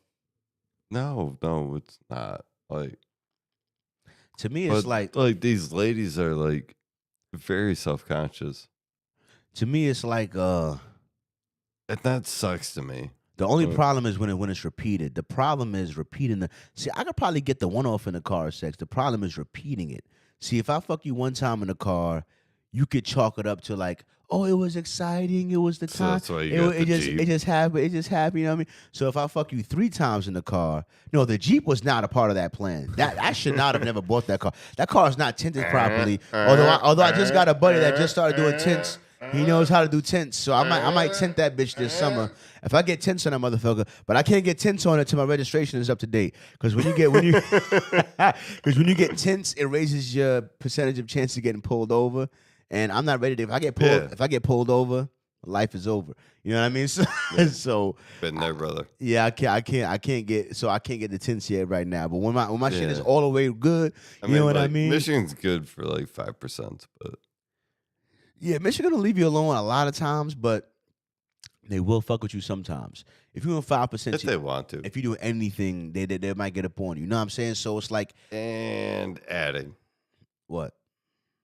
Oh, no, just like if they pull you over, like, Yeah, and fuck your tint. yeah, Like, exactly. Yeah. So all I'm saying is that yeah, I'm gonna hit the bitches in the SUV, or I could go over their place. But you're not coming over my place, shorty. I'm sorry. That's peace of mind. Like I remember that feeling, like the feeling after you have a rock thrown through your window in your apartment, right? You know what I mean? And it's just you in that apartment. You know what I mean? It's not a good feeling. It's not a good feeling. You know what I mean? And my apartment was like, you ever seen Friday? once or twice. Do you remember how their apartment door opened to the direct outside? Like it wasn't like they were in a building. You had to go in. Like their apartment door was like boop outside. Yeah, that was my apartment. So it was boom out like sidewalk. Like you could walk like you could get from the sidewalk to the front door of my apartment in like less than a minute. Like you're like, so it's like it was too so vulnerable to me. Like it was like Yeah, that's very vulnerable. it was so easy, like from the sidewalk to like boom, bink in my shit in 2 seconds, bro. You know what I mean? It was straight to the outside. So it was like, yeah, nigga, like, nah, this ain't the apartment for that. This ain't you ain't got no doorman, there's no building, you don't even know if that camera work, nigga. Shit ain't looking good for you, my nigga. Don't be giving bitches AIDS in Detroit. They can be mad at you, my nigga.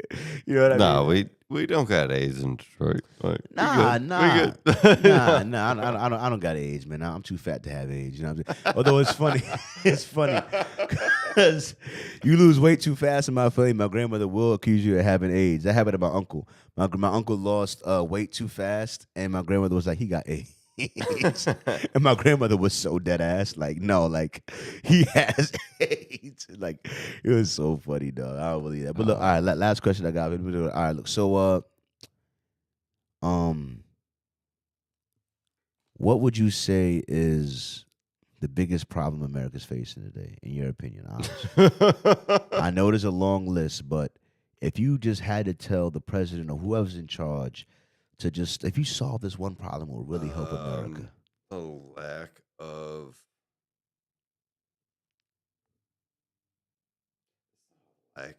but like people need to understand how to compromise again. Like, Understand how to compromise again. I can agree with that. yeah, like it's that's I agree with that. My one answer for that, it's an idea I've had for a while, is that debate is a part of American culture. Debate is a part of freedom of speech. Goddamn right. You know what I mean? So I think that it would be good for the soul of America if it was mandatory for every like high school to have a debate team. You know what I mean? Because then you would have to understand how to understand the other side of the argument. It would force Yeah. you to understand the other argument and be able to argue and battle ideas In a in nice way. in a nice way, in a nice constructive way, not in a In a violent way. yeah, Not, constructive. yeah, Constructive. yeah, not Uh, not so our ability to debate, our ability to compromise, our ability to exchange ideas in a way that is fruitful and not abrasive has deteriorated in this society. You know what I mean? And like he was getting at, you know what I'm saying? I totally agree. I totally agree with that. You know what I mean? Like debate has falling apart in this country. Like just like we can't. It's like you can't think that I like because I think something different. I now hate you or something. yeah, fuck that, dude. Like that's crazy. That now I hate you or hatred. Like that's such a ugly emotion. That's so strong for no reason. You know what I mean? Like don't nobody hate you, bro, just because I think something different. You know what I'm saying? Like that's crazy. You know what I mean? it So breaks my heart. Like, kills me. You know what I mean? So look, is there any shout out you want to have out there? You know what I mean? Anybody out there? You know what I mean? Any shout out you want to have out there? Any people out there? You know what I mean? There's a shout out to fucking CharlieGtv, hey, of course, all day, every Hey. day. We the boys. You see me at a restaurant. Fuck you. I'll take care of you. Hell yeah, hell yeah. Some of the best rigatoni I ever had right here. You know what I mean? Shout out my guy. You know what I mean? But anyway, man, I appreciate y'all. Look, how many get it on here? Let me hang on. I got you. Hang on. Let me fit it. Hang on. I got you. All right. Listen. Last shot, y'all. Last shot. There's a lot of places your ears could be. I'm honored they chose to be with me. When in doubt, use calm honesty to express your vision. And most of all, thanks for listening.